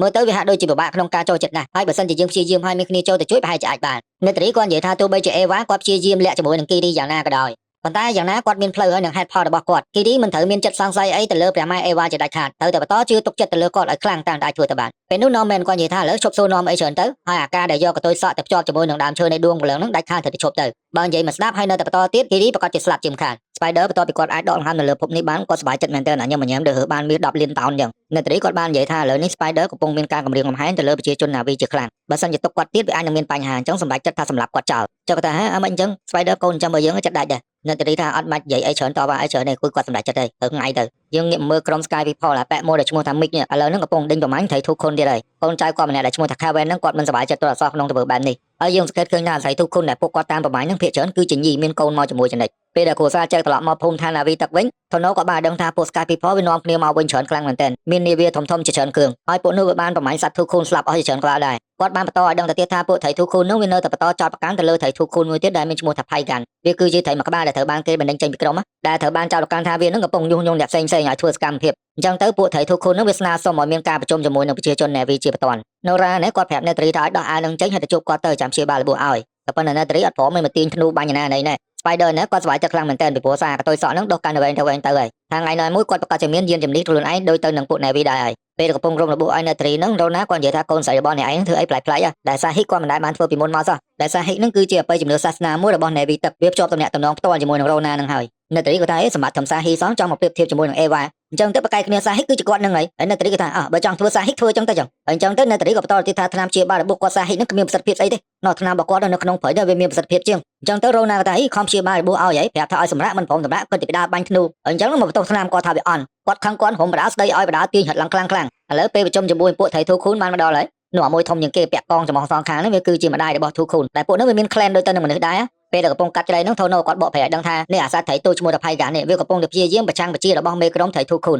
គេនៅតែនិយាយពាក្យដដែលថានៅក្នុងក្បួនច្បាប់នៃការរស់នៅហ្នឹងការសម្លាប់ជីវិតគឺវាត្រូវបានហាមឃាត់ក៏ប៉ុន្តែអានទឹកកូនថៃផៃកានេះវានៅតែល្មើសម្ដងហើយម្ដងទៀតនៅតែបន្តបន្ទោសទៅផៃកាហ្នឹងថាការស្លាប់របស់ថៃធូខូនផ្សេងៗហ្នឹងគឺបណ្ដាលមកពីវាអត់យល់បណ្ដោយអាគ្នានោះអត់ដឹងអីហ្នឹងចិត្តតែបន្ទោសតែប្រទេសតែផ្ដាស់មេដឹកនាំថៃធូខូនហ្នឹងបន្តឲ្យដឹងទៅទៀតថាថៃផៃកាហ្នឹងវានៅតែបន្តផ្សព្វផ្សាយគំនិតអាក្រក់មកដល់ក្មេងៗដែលជាប្រជាជន Navy នេះហើយក៏បន្តឲ្យដឹងទៀតថាទង្វើបែបនេះគឺនាំមកក្តីស្លាប់និងវិនាសទាំងភូមិក្មេងៗដែលជាកូនរបស់ចៅហ្នឹងពួកគាត់មានការមិនពេញចិត្តជាខ្លាំងហើយលោកអាកនេះគាត់និយាយថាមិនទៅមិនចេញយោបល់ម៉ាត់ពីរទៅអ្វីដែលកំពុងចោតប្រកាន់ហ្នឹងគឺវាអត់ពិតទេមេក្រុមត្រីធូខុនហ្នឹងក៏បានបន្តទៅទៀតឲ្យដឹងថាអត្ថ័យដែលឈ្មោះថា Faigan ហ្នឹងគឺត្រូវតែបដិញ្ញចេញឲ្យឆ្ងាយតាមតែអាចធ្វើទៅបានឆ្ងាយរហូតដល់តែវាមិនអាចស្ដាប់ឮចម្រៀងរបស់ពួក Navy ដែលនេះគឺមានន័យថានេះតែចេញពីតំបន់ហ្នឹងអស់មួយជីវិតក្មេងៗប្រហែលអ្នករួមទាំងលោកអាកដែរគាត់និយាយថាទង្វើបែបនេះគឺវាអយុត្តិធម៌ខ្លាំងណាស់ខំប្រឹងសាច់ហៅមិនក៏ត្រូវនៅវាងាកក្រោយដែរដល់ពេលអញ្ចឹងទៅលោកអាគាត់មួម៉ៅសាច់ឥឡូវពេញកន្លែងប្រជុំហ្នឹងរ៉ូណាគាត់ថាមានសិទ្ធិស្អីមិនសិទ្ធិជំទាវនេះអង្គុយស្ងៀមលោកអាគាត់និយាយថាធ្វើអញ្ចឹងអត់ត្រូវទេគឺវាអយុត្តិធម៌ខ្លាំងណាស់ហើយកាលហ្នឹងធ្លាប់បានជួយសង្គ្រោះជីវិតគ្រួសាររបស់គេទាំងមូលបន្ទាប់ពីប្រយុទ្ធគ្នាជាមួយនឹងពួក Sky People ហើយរេយ៉ាក៏គាត់និយាយដែរថាជាលោកអាទៅអ្វីដែលគាត់និយាយហ្នឹងគឺវាសុទ្ធតែជាការពិតលោកអាក៏បន្តទៅទៀតថាក្នុងចំណោមថៃធូខុនទាំងអស់មានតែផៃកានមួយទេដែលបានព្យាយាមប្រយុទ្ធបដូរជីវិតការពារពួកគាត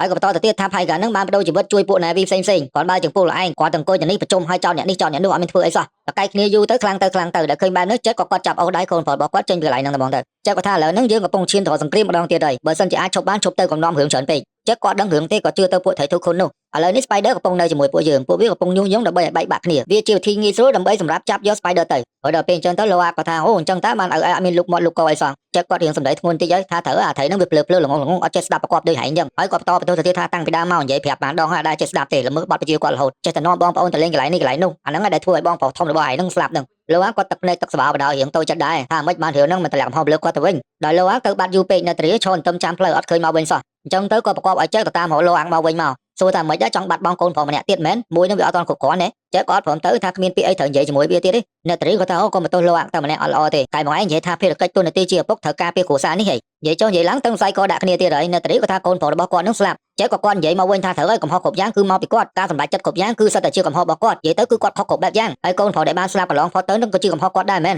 អ្នកត្រីគាត់ខឹងដែរនិយាយថាឥឡូវនឹងអត់ធ្វើអីសោះគឺតែនាំគ្នាលាក់ខ្លួនពូនអាត្មានៅម្ដុំនេះហើយការពារអាស្បែកកាឈុនឹងទៅស្បែកកាឈុនឹងគឺសំដៅទៅលើ Spider អ្នកនរគ្នាហើយក៏បន្តទៅទៀតបើសិនជាគាត់អាចជ្រើសរើសរវាងកូនប្រុសរបស់គាត់ហើយនិងអា Spider នឹងបានអ្នកត្រីប្រកាសជាសម្លាប់វាចោលឥឡូវនេះភ្លាមលឺអញ្ចឹងចែកស្ទុះទៅគាត់ភ្លាមគាត់រៀងភ័យដែរចែកគាត់ថាអេធ្វើអញ្ចឹងមិនកើតទេ Spider គឺជាមនុស្សម្នាក់ក្នុងចំណោមគ្រួសារយើងហើយក៏បន្តទៅទៀតថាអូនឯងមិនអាចរស់នៅជាមួយនឹងការស្អប់បែបនេះបានរហូតទេអូនសម្លាញ់អ្នកត្រីគាត់ចង់ឈួតដែរនិយាយទៅពាក្យថាស្អប់ពួកហ្នឹងខ្លាំងស្អប់ការគិតរបស់ពួកវាពួកហ្នឹងវាអាក្រក់ខ្លាំងមែនទែនចេះគាត់និយាយថាថ្មីត្បិតតែឥឡូវហ្នឹងគាត់គឺជា Navy Man ក៏ប៉ុន្តែអតីតកាលនៅខាងក្នុងខ្លួនរបស់គាត់នេះគឺជាមនុស្សសូននៅត្រីថាឥឡូវស្អប់គាត់ដែរមែនព្រោះពេលរងថ្ងៃដែលនៅជាមួយគាត់ហ្នឹងតែងតែស្រឡឹងឃើញចិត្តឃើញថាជា alien ដូចជាពួក Sky People ដែរមែនហើយឥឡូវហ្នឹងនៅក្នុងចិត្តកំពុងស្អប់កូនខ្លួនឯងដែរមែនហើយមិនដែររៀបការនឹងរស់នៅជាមួយគាត់អស់មួយរយៈពេលកន្លងនេះមកមានអារម្មណ៍ថាគួរឲ្យខ្មាស់ខ្លាំងណាស់ដោយនៅត្រីគាត់កំពុងប្រវាក់ចិត្តផងហើយពាក្យសម្ដីរបស់ចិត្តប្រមាណម៉ាត់ហ្នឹងមើលទៅដូចវាយប្រហារគាត់ខ្លាំងពេកចង់ឈប់និយាយរហបដោយរត់ចេញទៅក្រៅបាត់ដោយដឹងថាខ្លួនឯងដូចជាសម្ដីធ្ងន់ជ្រុលមាត់បន្តិចដែរក៏ខំប្រឹងរត់មកលួងដើម្បីសុំទោសប្រពន្ធវិញលោកអាកនេះដើរមកដល់ណាដល់នៅកណ្ដាលយប់តែឯងទាញកំភ្លើងម្ដងមកទៀតដោយតូចចិត្តខ្លាំងពេកលើកណ្ដុងកំភ្លើងមកមកបាញ់ក្បាលខ្លួនឯងហើយទោះយ៉ាងណាក៏លោកអាកមិនដាច់ចិត្តដែរបោះកំភ្លើងចោលទាំងដីបាត់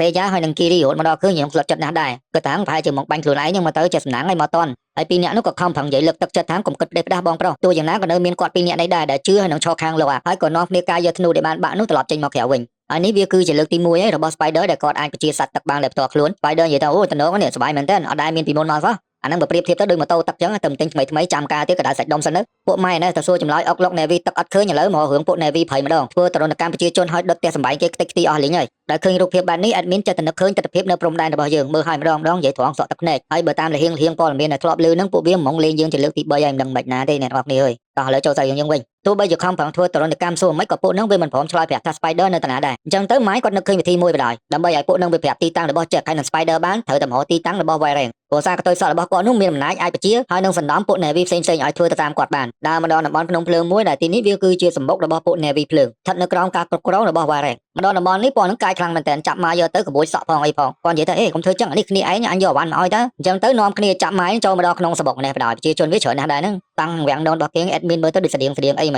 កពេលនោះម៉ាយគាត់និយាយទៅថាណែមកភ្លើងឲ្យឡើងមកតាមចង់បានច្រើនជាងហ្នឹងទៀតក៏បានដែរអត់បញ្ហាបន្ទាប់ពីសួរនាំឈ្មោះម៉ាយហើយដើរទៅចិត្តវែកកតុយសក់ម៉ាយគាត់ថាអូអត់មានទេហ៊ានទៅដាក់កតុយសក់នឹងមកម្ដងទៀតបាញ់ងាប់លើវ៉ារ៉េងគាត់ថាអេមកតែឯងសងចង់ស្លាប់ណាគេស្រួលៗម៉េចអូអត់ជឿអញ្ចឹងសាក់លោមើលទៅម្ដងប៉ាំងអនុបាសជើងឈងវ៉ារ៉េងគាត់ឆ្លាតមែនតើគាត់តែភ្លាមនឹងគាត់ដឹងហ្មងថាឧបករណ៍បជានឹងគឺនៅបំពង់ករបស់ម៉ាយគាត់គម្រាមថាឥឡូវមិនដែរឃើញមុននិយាយអីប្រយ័ត្នមកតិចធ្លីខួរអញ្ចឹងទៅវ៉ារ៉េងហៅចូលទៅក្នុងបន្ទប់ទី2អ្នកបណ្ដោយអាកូនចៅនឹងវាឃើញចំអមិនទេមេថាយកកភ្លើងឲ្យគេចរចាមកចូលក្នុងបន្ទប់ទី2អ្នកមួយគេអញ្ចឹងមើលទៅម៉ាយអាភាគទី3នេះរៀងបើអវតារបស់គាត់ដែរសូម្បីតែ admin មនុស្សផងក៏មើលទៅឃើញសង្ហាដែរនិយាយមែនចកេះហាងសាច់ស្មារបស់គេនឹងបើកឡើងអែមបានសួរទៅវ៉ារ៉េងថាមិនដែរលើថាកញ្ញាអែមមានវិធីមួយបខំឲ្យមនុស្សអាចនិយាយប្រាប់ការពិតបានដែរវ៉ារ៉េងក៏សួរថាមិនដែរកំពុងតាមរក Skyman ម្នាក់ដូចលោកឯងដែរមែនម៉ាយគាត់ថាអូកុំនិយាយថាមកដូចគាត់អត់មានដូចគ្នាអីមិនតិចទេអាមួយនេះវាគឺជាជនក្បត់វ៉ារ៉េងគាត់ថាមិនអីទេចង់ឲ្យគាត់ជួយរកបានតែមានផលប្រយោជន៍អីខ្លះប៉ុន្តែជាដំបូងមុនសហការគ្នាត្រូវហាត់ម្សៅសនេះសិនដែលម្សៅនេះវាមានឈ្មោះថា hallucinogenic ដែលម្សៅនេះយើងអាចនិយាយថាវ៉ារ៉ាងគាត់កំពុងដាក់ស្នើទៅលើម៉ាយឈុតឆាកក្រោយៗមកទៀតអ្នកទាំងអស់គ្នាប្រកាសជាឃើញម៉ាយមានការខុសប្លែកគាត់លែងស្លៀកឯកសណ្ឋានរបស់ Sky People ជាទាហានទៀតហើយមើលទៅអាកប្បកិរិយារបស់គាត់បន្ទាប់ពីស្រូបម្សៅចូលក្នុងពោះហើយវាដូចជាយើងប្រកាច់ខៀវមិនទេជាមួយគ្នានឹងវ៉ារ៉េងក៏បានឲ្យដឹងថាការពីប្រជាជនគាត់នៅក្រលំបាកអត់មានអីស៊ីស្រែកយំអង្វរឲ្យព្រះម៉ាអេវ៉ាមកជួយពួកគាត់ផងក៏ប៉ុន្តែមិនឃើញមានវត្តមានរបស់អេវ៉ានៅទីនោះទេអញ្ចឹងគាត់ត្រូវតែបង្កើតពិធីសាសនាមួយខ្លួនឯងដែលហៅថាភ្លើងអាគីវាអាចគ្រប់គ្រងនឹងសំណង់មនុស្សនៅជុំវិញខ្លួនអ្នកណាដែលគាត់ចង់បានយកមកប្រើហើយចាប់ពីពេលនេះតទៅខ្លួនគាត់ហើយនឹងកូនចៅមិនមានជំនឿទៅលើអេវ៉ាតទៅទៀតទេចង់ខ្លាំងអីអេវ៉ាបែរខ្នងដាក់គាត់ឥឡូវគាត់ក៏អត់មានល្វីល្វជាមួយវិញដែរហើយក៏បន្តទៅទៀតមានតែពួកដែលទុនខ្សោយទេដែលវាបន្តជឿជាក់ទៅលើព្រះម៉ាអេវ៉ាអ្នកដែលខ្លាំងគឺទីពឹងខ្លួនឯងហើយក៏សួរទៅម៉ាយឥឡូវនិយាយប្រាប់ត្រង់មកទីនេះមានគោលបំណងអីលោកឯងមើលទៅពិតជាមានអំណាចខ្លាំងអស្ចារ្យមែនទែនយកកបិតឈោតធុងខ្វាច់ម៉ាយក៏អត់មានអារម្មណ៍ថាឈឺអីបន្តិចនិយាយថាអូពិតជាលយមែនសប្បាយហ្មងហើយក៏សួរម្ដងទៀតថាមកទីនេះគឺមានបំណងអីម៉ាយក៏ឆ្លើយមកវិញយ៉ាងខ្លីមកហ្នឹងគឺហនឯងនឹងឲ្យស្រីស្អាតវ៉ារ៉េងក៏សួរថាមិនដែរមកហ្នឹងដើម្បីបម្រើគាត់ធ្វើជាកាជះគាត់មែនម៉ាយក៏ថាអូច្រឡំហើយអត់មានបម្រើអ្នកណាទាំងអស់គឺគាត់ចូលចិត្តតម្លាភាពប៉ុន្តែគាត់ទៅដឹងថាឥឡូវនេះគឺគាត់ត្រូវការវ៉ារ៉េងមែនទែនវ៉ារ៉េងក៏ថាមិនត្រូវការគាត់ស្អីគាត់ត្រូវការពាក់អីផងអត់អីអញ្ចឹងនៅជាមួយគាត់ទៅចាំខ្លួនគាត់យកធ្វើជាកាជះម៉ាយក៏ថាអេស្ដាប់ទៅល្អតាគួរចាប់អារម្មណ៍គាត់ក៏បានបញ្ជាក់ទៅវិញថាអីដែលវ៉ារ៉ាងកំពុងនិយាយមិញនេះមិនមែនចង់បានម៉ាយយកមកធ្វើជាកាជះទេការដែលចង់បានពិតប្រាកដនោះគឺគ្រប់គ្រងភព Pandora នេះទាំងមូល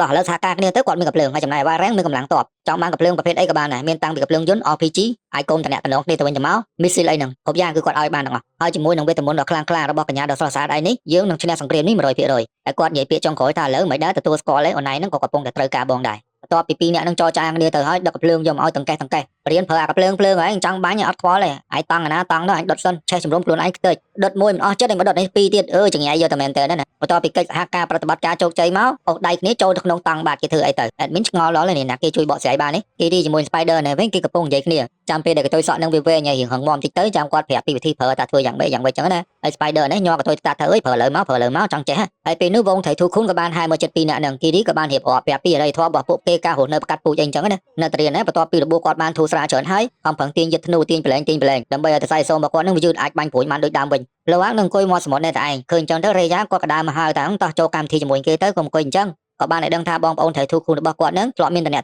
ជាមួយនឹងថៃផៃកានប៉ុន្តែឥឡូវនេះរលែងឃើញហើយពលរដ្ឋគាត់ហៅទឹកទៅនឹងរៀងឆ្ងាយដែរបន្ទាប់ពីយកធ្នូបាក់ដែលជួសជុលរួចមកឲ្យម្ដាយលោកអាបានជិះសត្វទឹកចេញទៅក្រៅបាត់ពី3នាក់នេះខំប្រឹងមកស៊ើបសួរពីសត្វធូខូនក៏លោមានដំណឹងអីពីលោកអាក៏ប៉ុន្តែអាចបានទទួលតម្រុយអីសោះតែយ៉ាងគាត់រៀងស្លោកស្លាយដែរថានឹងវាគឺជាកំហុសរបស់គាត់ដែលដំណឹងនេះវាក៏បានលើទៅដល់ឪពុកម្ដាយរៀងខ្លួនដែរកំពុងតែចែកគ្នាថាក្មេងៗមកនាំគ្នាចេញទៅសមុទ្រមិនដឹងទៅដល់ណាតែគាត់ថានឹងវាគឺជាកំហុសរបស់កូនប្រុសគាត់ត្រូវតែទទួលខុសត្រូវអញ្ចឹងណាប៉ុន្តែធននោះគាត់ថាមិនអីទេកុំបារម្ភពេកនៅពេលដែលរួចរាល់ក្មេងៗនឹងវាប្រកាសជាមកវិញដោយសុវត្ថិភាពហើយពេលនោះអ្នកតារីក៏បានយកធ្នូដែលលោកបកគលឲ្យគាត់មុនពេលបាត់ខ្លួននឹងមកឲ្យចែកមើលតែនេះវាបង្ហាញថាវាគឺជាកម្លាំងចិត្តមួយនៃបព្វបរោះពួក Navy ព្រៃវាកំពុងតែមាននៅក្នុងខ្លួនលោកអាកាយពេលនេះណាប្រកាច់ប្រកិនជីសត្វទឹកម្ដងកដាសមុទ្រឯងជួបជុះផងអីផងមើលទៅចង្អាយពីភូមិមកដល់សមុទ្រដែលកំពុងនៅនេះមិនចិត្តប្រមាណទេព្រោះសារព្យុះខ្លាំងណាស់លោកប៉ិនយ៉ាងចំណែកអាម៉ាយជាមួយវ៉ារ៉ាំងនេះវិញបានមកដល់ Clan Navy ទឹកមួយទៀតអត់វាយសួរនាំអីច្រើនទេដាក់កតុយសក់ដល់ចូលបដ ாய் មេឃមេនេះលេងផ្ទះដៃផ្ទះអីដូចមនុស្សដែរចឹងនោះគាត់ប្រុងប្រយ័ត្នខ្លាំងមែនទែនចិត្តប្រដំដល់ខ្លាចញ៉ាណាមួយពួក Sky People វិញនឹងមកដល់ពីរអ្នកនេះកំពុងនាំគ្នាម្ដងទឹកនៅឆ្ងាយពីភូមិដែរហើយ Spider នោះបានដកដង្ហើមនៅលើភព Pandora នឹងអស់ចិត្តទៀតតាំងបើចូលធ្វើអញ្ចឹងហើយមិនឲ្យគាត់ខ្ពស់ជាងនឹងតិចទៀតមកហើយស្បែកខៀវដែរទ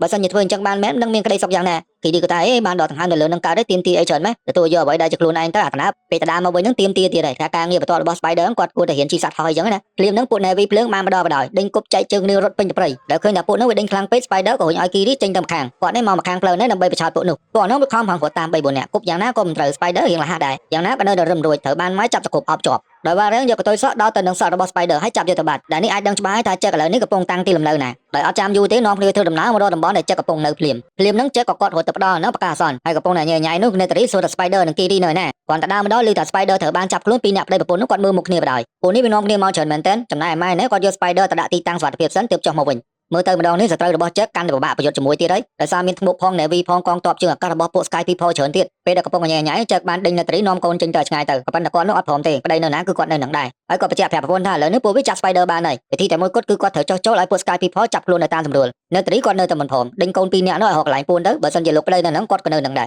ចឹងទៅចែកគាត់ដាក់លក្ខខណ្ឌបើសិនជាចង់នៅជាមួយគាត់អូខេដាច់ខាតអត់ត្រូវលើកព្រួញបាញ់យ៉ាងណាម្នាក់ទេបើគ្មានបញ្ជាពីគាត់ធូនោះគាត់ព្រមឲ្យចែកចេញមកទេគាត់មិនព្រមទទួលស្គាល់ថាចែកនៅកន្លែងរបស់គាត់ដែរអញ្ចឹងទៅម៉ែបញ្ជាឲ្យកូនចៅដឹកភូមិឋាន Navy ទឹកនឹងបដ ாய் ក៏បន្តសេចទៀតថាចែកបើឯងចេញមកទៅអាចដុតភូមិស្លាប់ប្រជាជននឹងចោលអស់លើពេលនោះចែកគាត់ព្រមចេញមកនិយាយថាអូបានហើយមានការអីយើងនិយាយគ្នាតាមទម្លាប់កុំប្រើហិង្សាចែកគាត់ថាឥឡូវចាប់គាត់ទៅតែឯងបានហើយគ្រួសារគាត់ហើយនឹង Navy ផ្សេងគឺត្រូវតែឲ្យគាត់មានសុវត្ថិភាពអត់ធ្វើអីគេទេក៏ប៉ុន្តែម៉ែអត់ព្រមថាយកទៅចែកឲ្យទៅជាមួយមិញកើតដល់ប្រពន្ធសំណប់ចិត្តនឹងក៏ត្រូវមកជាមួយដែរគ្រួសារ Honey ថ្មីរបស់ខ្ញុំនឹងចង់បានគាត់ខ្លាំងណាស់មិនថាតែប៉ុណ្្នឹងទេមែនតើត្រូវចាប់ទាំងអស់មកពូជហើយបើសិនជាទុកពីអ្នកឯងនេះវាគឺជាការគម្រាមកំហែងខ្លាំងទៅដល់ពួកប្រជាជន Sky People ចឹងទៅចែកដើរទៅក្រោយលើកដៃឡើងលើ Navy លើកព្រួយឡើងខ្ជុងព្រាតម៉ៃក៏សួរថាមិនដែរកូនណៃគិតច្បាស់ហើយហ្មងច្បាស់ហ៎ចែកគាត់ថាបើចង់នៅសាឡមើលទៅពេលដែលគាត់តម្លាក់ដៃចុះ Honey ថ្មីរបស់ឯងប្រកាសជាស្លាប់ជាមិនខានម៉ៃក៏ថាអត់អីទេចង់វាយបានយ៉ាងច្រើនងាប់ទាំងអស់គ្នាទេអើចែកគាត់ថាត្រូវហើយប្រហែលជាអញ្ចឹងក៏ប៉ុន្តែមិនប្រកាសថាស្លាប់ពួក Navy ទឹកបានទាំងអស់ទេរួមទាំងខ្លួនគាត់ដែរហើយបើសិនជាគាត់អាចរត់រួចមែនពេលនោះគាត់នឹងប្រមូលពួក Navy ទូទាំងភព Pandora ទាំងអស់មកធ្វើសង្គ្រាមវាយសង្គ្រប់យកពួក Sky People មកដល់ពេលនោះគឺជាការឲ្យស្នាប់ចែកគាត់យកបថៃទៅកាប់ក្បាលម៉ៃហើយមិនបាច់សង្ឃឹមសំបោការលើកលែងជីវិតពីចែកទេម៉ែក៏ថាអូគាត់បានមែនអូនណាហ៊ានគម្រាមយើងផងហ៎ចែកក៏បន្តទៅទៀតថាបើមិនចង់មានរឿងចង់កើតឡើងទេត្រូវតែសន្យាជាមួយនឹងគាត់ក្នុងនាមដែលចែកហើយនឹងម៉ៃគឺជាទាហានជើងទឹកដូចគ្នាវ៉ារ៉ាំងនោះក៏អត់គិតច្រើនទេអុចអាវឲ្យវាយត្មងទៅកុំខ្វល់ពេក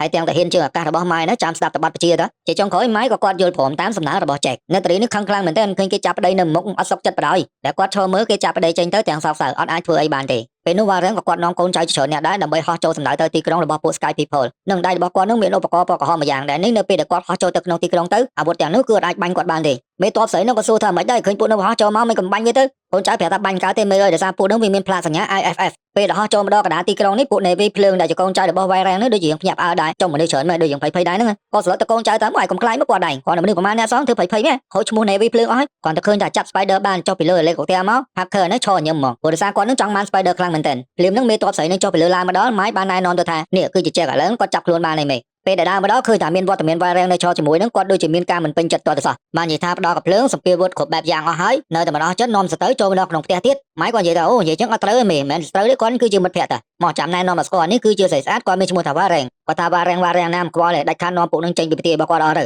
ម៉ៃគាត់និយាយទាំងមុខស្មើថាកុំធ្វើចិត្តដូចលាពេកមេសំខាន់គឺយើងទទួលបានជាជំនះកុំខ្វល់ច្រើនក៏អំពាវនាវប្រាប់ប្រជាជនថានេះគាត់ចាប់ជនបាត់បានហើយមើលដោយការមិនពេញចិត្តក៏ដោយគាត់ក៏មិនហ៊ានបញ្ចេញសកម្មភាពអីច្រើនដែរនៅមុខមហាជនចេះតែបង្ខំចិត្តធ្វើជាសោកជាញឹមអីចឹងទៅ Spider ណាត្រូវពួកអ្នកវិទ្យាសាស្ត្រចាប់ពិសោធន៍ធ្វើបាបខ្លាំងមែនទែនហើយអន្តិតនេះបាត់ឡើងប្រហែលយប់ប្រហែលថ្ងៃអត់ព្រមទៅវិញសោះនៅលើសមុទ្រហ្នឹងចែកហៅត្រីផៃខុនណាមិនឈ្ងើចេញមកពេលនោះក្មេងៗពីរនាក់ទៀតមកជាមួយនឹងបងត្រីធូខូនតាមរលោអាឃើញមកដល់ទីនេះដែរមិនទាន់នឹងបានអីផងត្រូវអាសត្វប្រភេទមួយយ៉ាងវាសលៀនទៅលឹកលើផែនដីរបស់យើងមកគ្នាមកតំបងដេញវាយបហាលោអាគាត់ពេញសមុទ្រវារត់តាមច្រើនមែនទែនគាត់ឆ្វេងគាត់ស្ដាំអាមូលនោះចូលមកចិត្តបុកបំពេញងាប់ទៅប៉ុន្តែវានៅមានអាផ្សេងទៀតច្រើនមែនទែនហុំខំយកបដ ாய் ងាប់អាសត្វទឹកដែលកំពុងជិះនឹងបាត់ទៅអានេះខ្លួនវាទូចទៅប៉ុន្តែដៃច្រើននេះកម្លាំងខ្លាំងមែនទែនហើយបើនិយាយពីថ្មិញវាវិញនោះដូចដៃកាប់ទាំងខំប៉ះតណាដៃទៅនឹងសំណាងល្អមែនទែនត្រីធូខូនដែលមកជាមួយក្មេងៗនោះបានមកជួយទាន់ពេលវេលាពេលដែលដឹងខ្លួនមកវិញនឹងរេយ៉ាហើយនឹងក្មេងៗប្រហែលអ្នកទៀតក៏សប្បាយចិត្តខ្លាំងមែនទែនព្រោះដោយសារជួយសង្គ្រោះលោអាបានទាន់ពេលវេលាកុំឲ្យអស់អុកស៊ីហ្សែនដាច់ខ្យល់ឡាប់ហើយក៏បាននិយាយទៅអូននងថាមិនគួរជឿទេថាពី3នាក់ឯងតាមរកគាត់ដល់នេះអូននងក៏តែចោលមិនកើតមិត្តភក្តិជាទីស្រឡាញ់ពេលនោះលោអាក៏បានសួរថាត្រីដែលគាត់កំពុងអង្គុយពីលើនឹងគឺជា sister របស់ Raya មែនគាត់ថានឹងហើយត្រីនឹងក៏វាមានតំណែងល្អជាមួយនឹង Paigan ណាស់ដែរគាត់បន្តទៅទៀតថា Paigan នឹងក៏កំពុងតែធ្វើដំណើរមកទីនេះដែរហើយងាកមកមើល Sky People នៅវិញកំពុងចាត់ Spider យកមក scan មើលគ្រប់ទីកន្លែងអស់ហ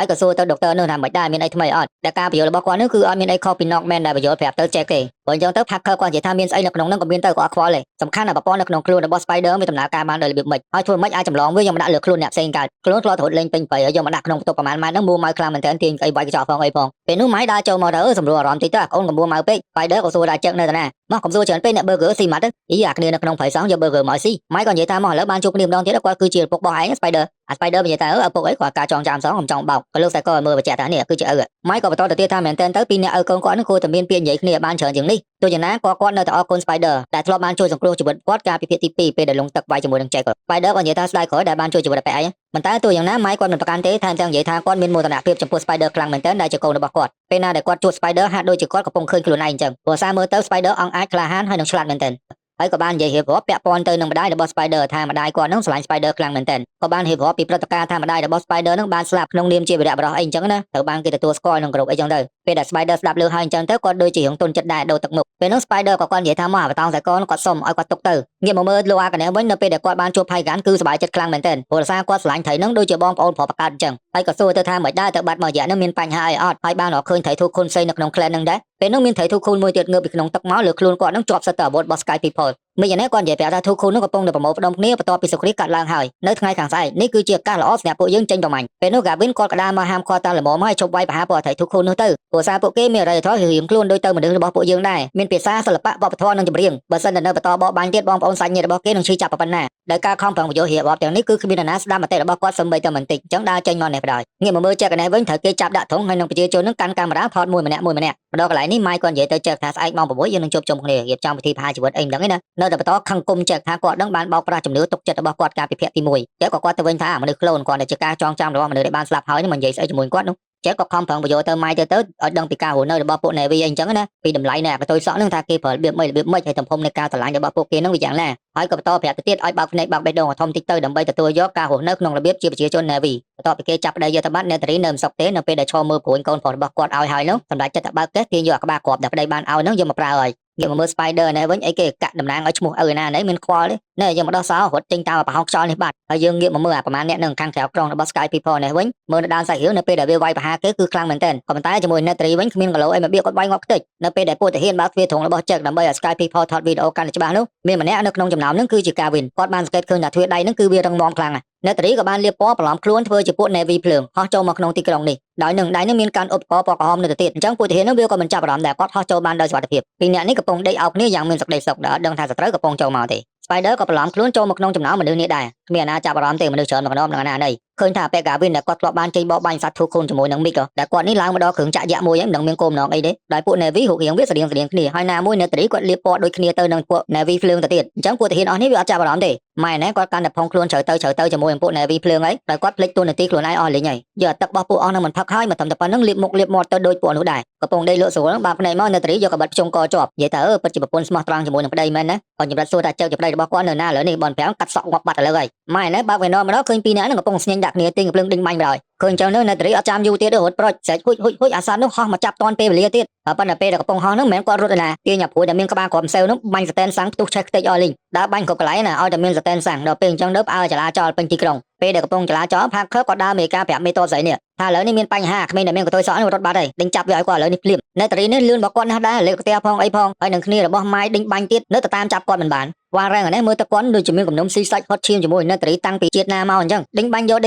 កមកដល់កន្លែងនេះដោយសារសត្វរបស់គាត់នឹងវាធំហើយវែងទៀតមិនអាចចូលអាប្រឡោះនឹងតាមអ្នកតារីរួចទេអាប៉ែកាវីននឹងតាមពុតគាត់ឡើងទៅលើកាប៊ីនបជាអបុលសោះចូលមកដល់ទីនេះពួកទាហាននេះវាខំប្រឹងខាត់ស្មានតែគ្នាវាប៉ុន្តែនៅតែមិនឈប់អញ្ចឹងទៅវាលើកកំភ្លើងបាញ់បណ្ដោយទោះយ៉ាងណាអានេះវាសិតតែដែងក្រាស់ឲ្យតានទៀតបាញ់មិនមុតរួចឃើញអញ្ចឹងទៅចេះគាត់គេថាចំអានេះធំមកទីស្កតអញងាប់ទៅក្នុងចិត្តគាត់ក៏រៀងភ័យដែរឃើញតម្រង់មកអីចេះគាត់ឆ្លានក៏ឃើញឱកាសបែបហ្នឹងហើយប្រូចចូលទៅក្រោមអបុលនោះបាត់ដែលឃើញបែបហ្នឹងកាវីនគាត់ក៏តម្លាក់ដៃនៅចោះពួកទាហាននោះបាញ់គាត់ភ្លើងមិនមុតបើវាក្រាស់ឲ្យធំម្លឹងហើយចំណាយអាបុលហ្នឹងវាចេះតែថយក្រោយចឹងគាត់ចេះតែរត់តាមនឹងទៅរហូតទៅអាប៉ែហ្នឹងគាត់អាយ៉ាអាបុលថយក្រោយបណ្ដោយគិតក្នុងចិត្តបណ្ដោយទៅអញកំពុងធ្វើអីទៅនេះខុសទៅហ្នឹងហើយពួកទាហានអស់ហ្នឹងវាគិតទៅនាំគ្នាតាមបាញ់ទៅណាថយរហូតដល់ទៅដល់កន្លែងមួយវាអស់ផ្លូវទៅក្រោយលេងកើតហើយបានចុះមកចេះគាត់ឃើញអញ្ចឹងគាត់សួរនាំច្រើននេះដឹកដៃរត់សិនទៅព្រោះពួកនោះវាតាមមកច្រើនដែរហើយកាវីននេះគាត់ណែនាំខ្លួនហើយគាត់ស្រែកប្រាប់ថាអូខ្ញុំគឺជា big fan ណាចេះហើយក៏បន្តនិយាយទៅទៀតថាឃើញអ្វីដែលចេះក៏បានធ្វើកន្លងមកហ្នឹងវាសិតតែជាភាពត្រឹមត្រូវគឺគាត់មានការពេញចិត្តស្រឡាញ់ខ្លាំងមែនទែនហើយដល់ពេលអញ្ចឹងទៅចេះគាត់សួរថាតោះឥឡូវយើងមានផែនការបន្តមកទៀតកាវីនគាត់ថាអូក៏មានផែនការអីទេអ្វីដែលគាត់គិតធ្វើហ្នឹងគឺប្រឹងអស់លទ្ធភាពឯងបានតែប៉ុណ្្នឹងតោះឥឡូវបើអត់មានកម្រងអីទេរត់ទៀតសិនទេយើងអ្នកតារៀនណាដែលរងការវាយប្រហារខ្លាំងពេកហោះចូលមកខាងក្រោមទឹកណែដើម្បីរកកន្លែងពួនមួយរយៈពេលខ្លីងាកមកមើលចេះកណែវិញគាត់សួរទៅកាវីនថាហេតុអីបានមកជួយគាត់អញ្ចឹងគាត់នោះក៏បានឲ្យដឹងទៅវិញថាពួក Sky People វាមានកម្រងចង់ទៅវាយពួកសត្វត្រីធូខូនលក្ខណៈជាត្រង់ត្រីធំនៅថ្ងៃខាងស្អែកអញ្ចឹងចែកត្រូវរកវិធីធ្វើមិនបញ្ឈប់ពួកនោះឲ្យបានហើយពួកអាឆ្មាំនៅខាងលើនេះឲ្យតែឃើញរត់គឺវារះយកហ្មងដឹងអ្នកណាអ្នកណីទេបាញ់សិនឃើញបែបហ្នឹងចែកក៏ឲ្យ Gavin រត់ទៅគាត់សិនទៅដល់កំភ្លើងយន្តនឹងបាញ់អត់មុតអ្នកបើកកលេកកតែក៏វាយឲ្យកូនស្នើសុំដើម្បីបាញ់មីស៊ីល ភ្លាមនឹង Spider ក៏រត់មកពាំងថាណែបើអាចចង់បាញ់មកណែមើលឃើញយើងអាចដល់ហានៅលើភព Pandora នេះបានអាចចង់បាញ់មកព្រោះឃើញចឹងទៅក៏ហេការតទៅទៀតថាឃើញអាមួយនោះវាអត់ពាក់ម៉ាស់ទេឈរមកពាំងគាត់បាញ់ឬមិនបាញ់អាខើគាត់មកដល់ថាអត់ទេកុំបាញ់អាមួយនោះត្រូវចាប់វាទាំងរស់ Spider ឃើញចឹងបានចិត្តមែនតើនិយាយថាអើអាអនអត់ហ៊ានបាញ់អញអាផ្ទះកាពះគូដៃមួយមើលហើយចឹងនោះគាត់ឆ្ងល់មីងមាំងចុះមកមិនទេព្រោះហ្នឹងមិនក៏វាមិនបាញ់សោះអញ្ចឹងអញ្ចឹងទៅអ្នកបើកលើផ្ទះនេះបើសួរទៀតថាបាញ់អត់ឥឡូវហ្នឹងព្រោះវាកំពុងរត់ទៅហ្នឹងមេតបស្រីនោះបើជិះឲ្យបាញ់ហើយប្រាប់តទេកុំបាញ់ម្នាក់ឲ្យបាញ់ម្នាក់អត់ឲ្យបាញ់ហាអ្នកនៅលើផ្ទះនេះវាឡើងវល់មកកាត់ស្ដីចប់ត្រូវមកព្រួយរបស់ Netri ធ្លាក់พอចុះពិសាភ្លាម Netri គាត់និយាយថាម៉ៃចេកមកលឿនមកម៉ៃចេកនៅចាំទៀតអូហៅសើម៉ៃចេកចឹងបណ្ដោយព្រោះអញ្ចឹងទៅចេកគាត់រំភើបមែនតើអូសម្លាញ់ទីបំផុតមកជួយបងទាំងអរគុណមកចិត្តនេះគួរស្រែកដាក់ឬក៏ថែមមកសើទៅ Netri គាត់ថានិយាយច្រើនមែនឡើងជីសាត់សិនមកក៏បាញ់ងាប់ទាំងអស់គ្នាលើហើយទីបំផុតគាត់ជួយសង្គ្រោះចេកនិង Spider បានសម្រេចមកតែឯងស្រស់ខ្លាំងមកពេលហ្នឹងចេកក៏ប្រាប់ឲ្យចុះចតនៅតំបន់ទឹកហូរមកកន្លែងណាដើម្បីសម្រាប់ឲ្យសត្វហ្នឹងក៏វាបានផឹកទឹកអីផងភ្លាមហ្នឹងចេកអូដៃ Netri ដើមនិយាយទៅពីរនាក់ហើយតែប្រាប់ថាការពីមុនគឺគាត់គិតខុសហើយដែលចង់ឲ្យ Spider នៅមានជីវិតតែឥឡូវនេះគាត់ដូរកំណត់ហើយ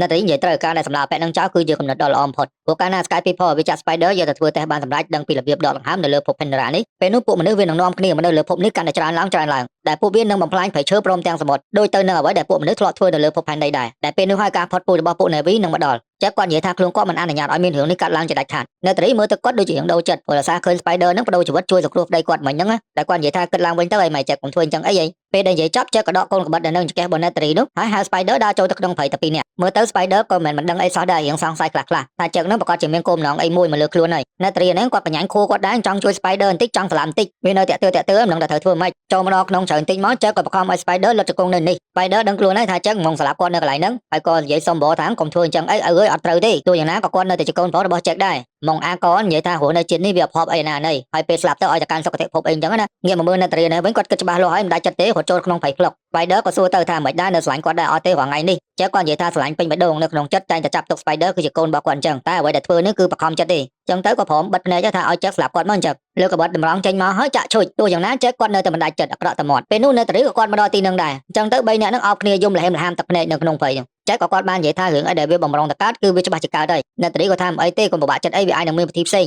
ឥឡូវតតតម្រៃហើយអត់ដឹងត្រូវធ្វើម៉េចមានតឡើងមកលើភ្នំដែតនេះតែឯងដើម្បីហៅសត្វធររកចូលប្រយុទ្ធជាមួយនឹងគាត់វិញពេលមកដល់វិញទាំងប្រជាជន Navy ទឹកនិងប្រជាជន Navy ព្រៃនាំគ្នាឲ្យគោរពចេះគ្រប់គ្នាដោយម្នាក់នៅពេលដែលឃើញប្រជាជន Navy ណាម្នាក់ជាអាសត្វធររកហ្នឹងគឺពួកគេនាំគ្នាគោរពដូចជាស្ដេចឬក៏អាទិទេពអញ្ចឹងក៏បានប្រាប់ឲ្យ Thono ដើរហៅពួក Navy គ្រប់ clan មកដើម្បីចូលធ្វើសង្គ្រាមជាមួយនឹងគាត់ដែលពាក្យសម្ដីនេះគឺជាការស្នើរបស់ Thorok Mako ហើយទស្សនវិជ្ជាដែលយើងកំពុងឃើញនេះគឺវាដូចគ្នាបេះបិទទៅនឹងអវតារភាគទី1ខុសគ្នាតែបន្តិចទេព្រោះសារវាមានសមុទ្រហើយនឹងសត្វទឹកហើយនឹង Navy ទឹកហើយកញ្ញាមួយដែលលាបក្រហមពេញខ្លួននេះឲ្យតែចេះហៅគឺគាត់មកតែហ្មងតែគាត់នឹងធ្លាប់បានប្រយុទ្ធធ្វើសង្គ្រាមជាមួយចេះកាលពីភាគទី1ម្ដងដែរហើយដែលពេលនេះគឺជាពេលវេលាមួយសម្រាប់ចេះដែលត្រូវបញ្ចេញចំណាយរបស់គាត់វាជាលើកទី2ពេលវេលាបន្ទាប់មកទៀតពួក Navy ទឹកក៏នាំគ្នាមកប្រជុំជាមួយនឹងពួកបងត្រីធូខុនដើម្បីស្នើឲ្យពួកនោះចូលប្រយុទ្ធជាមួយពួកគេដែរដោយការប្រយុទ្ធរបស់ចេះបាននិយាយទៅឲ្យដឹងថាពួក Sky People នេះវាកំពុងមកឈ្លានពានដែនសមុទ្ររបស់យើងហើយបានសម្រាប់សមាជិកត្រីធូខុនរហូតដល់ទៅ2គ្រួសារឯណោះចេះក៏បានសុំបរឲ្យពួកធូខូននឹងចូលប្រយុទ្ធជាមួយពួកគេទៅតែនោះក៏តមកវិញថាដោយក្តីគោរពចំពោះថរកម៉ាកូក៏បន្តទៅទៀតថាជំនឿរបស់ពួកគេក្នុងការសម្លាប់គ្នាទៅវិញទៅមកវាមិនមែនជាដំណោះស្រាយដ៏ល្អទេសង្គ្រាមវាយបកទៅវិញទៅមកកាន់តែខ្លាំងការស្លាប់មានកាន់តែច្រើនដែលវាធ្វើឲ្យសង្គ្រាមរីករាលដាលកាន់តែធំនិងមិនអាចរកទីបញ្ចប់ឃើញចេះក៏គាត់តទៅវិញថាពួក Sky People វាគ្មានថ្ងៃបញ្ចប់ទេពួកនោះវានឹងចុះមកដើម្បីប្រមាញ់សត្វត្រីធូខូននឹងរហូតដល់ទៅផុតពូជពេលនោះក្មេងៗដែលជាក្រុមរបស់លោអាកបានមកដល់ជាមួយនឹងត្រីមួយដែលត្រូវបានគេបណ្ដឹងចេញពីក្រុមឈ្មោះថា Paigan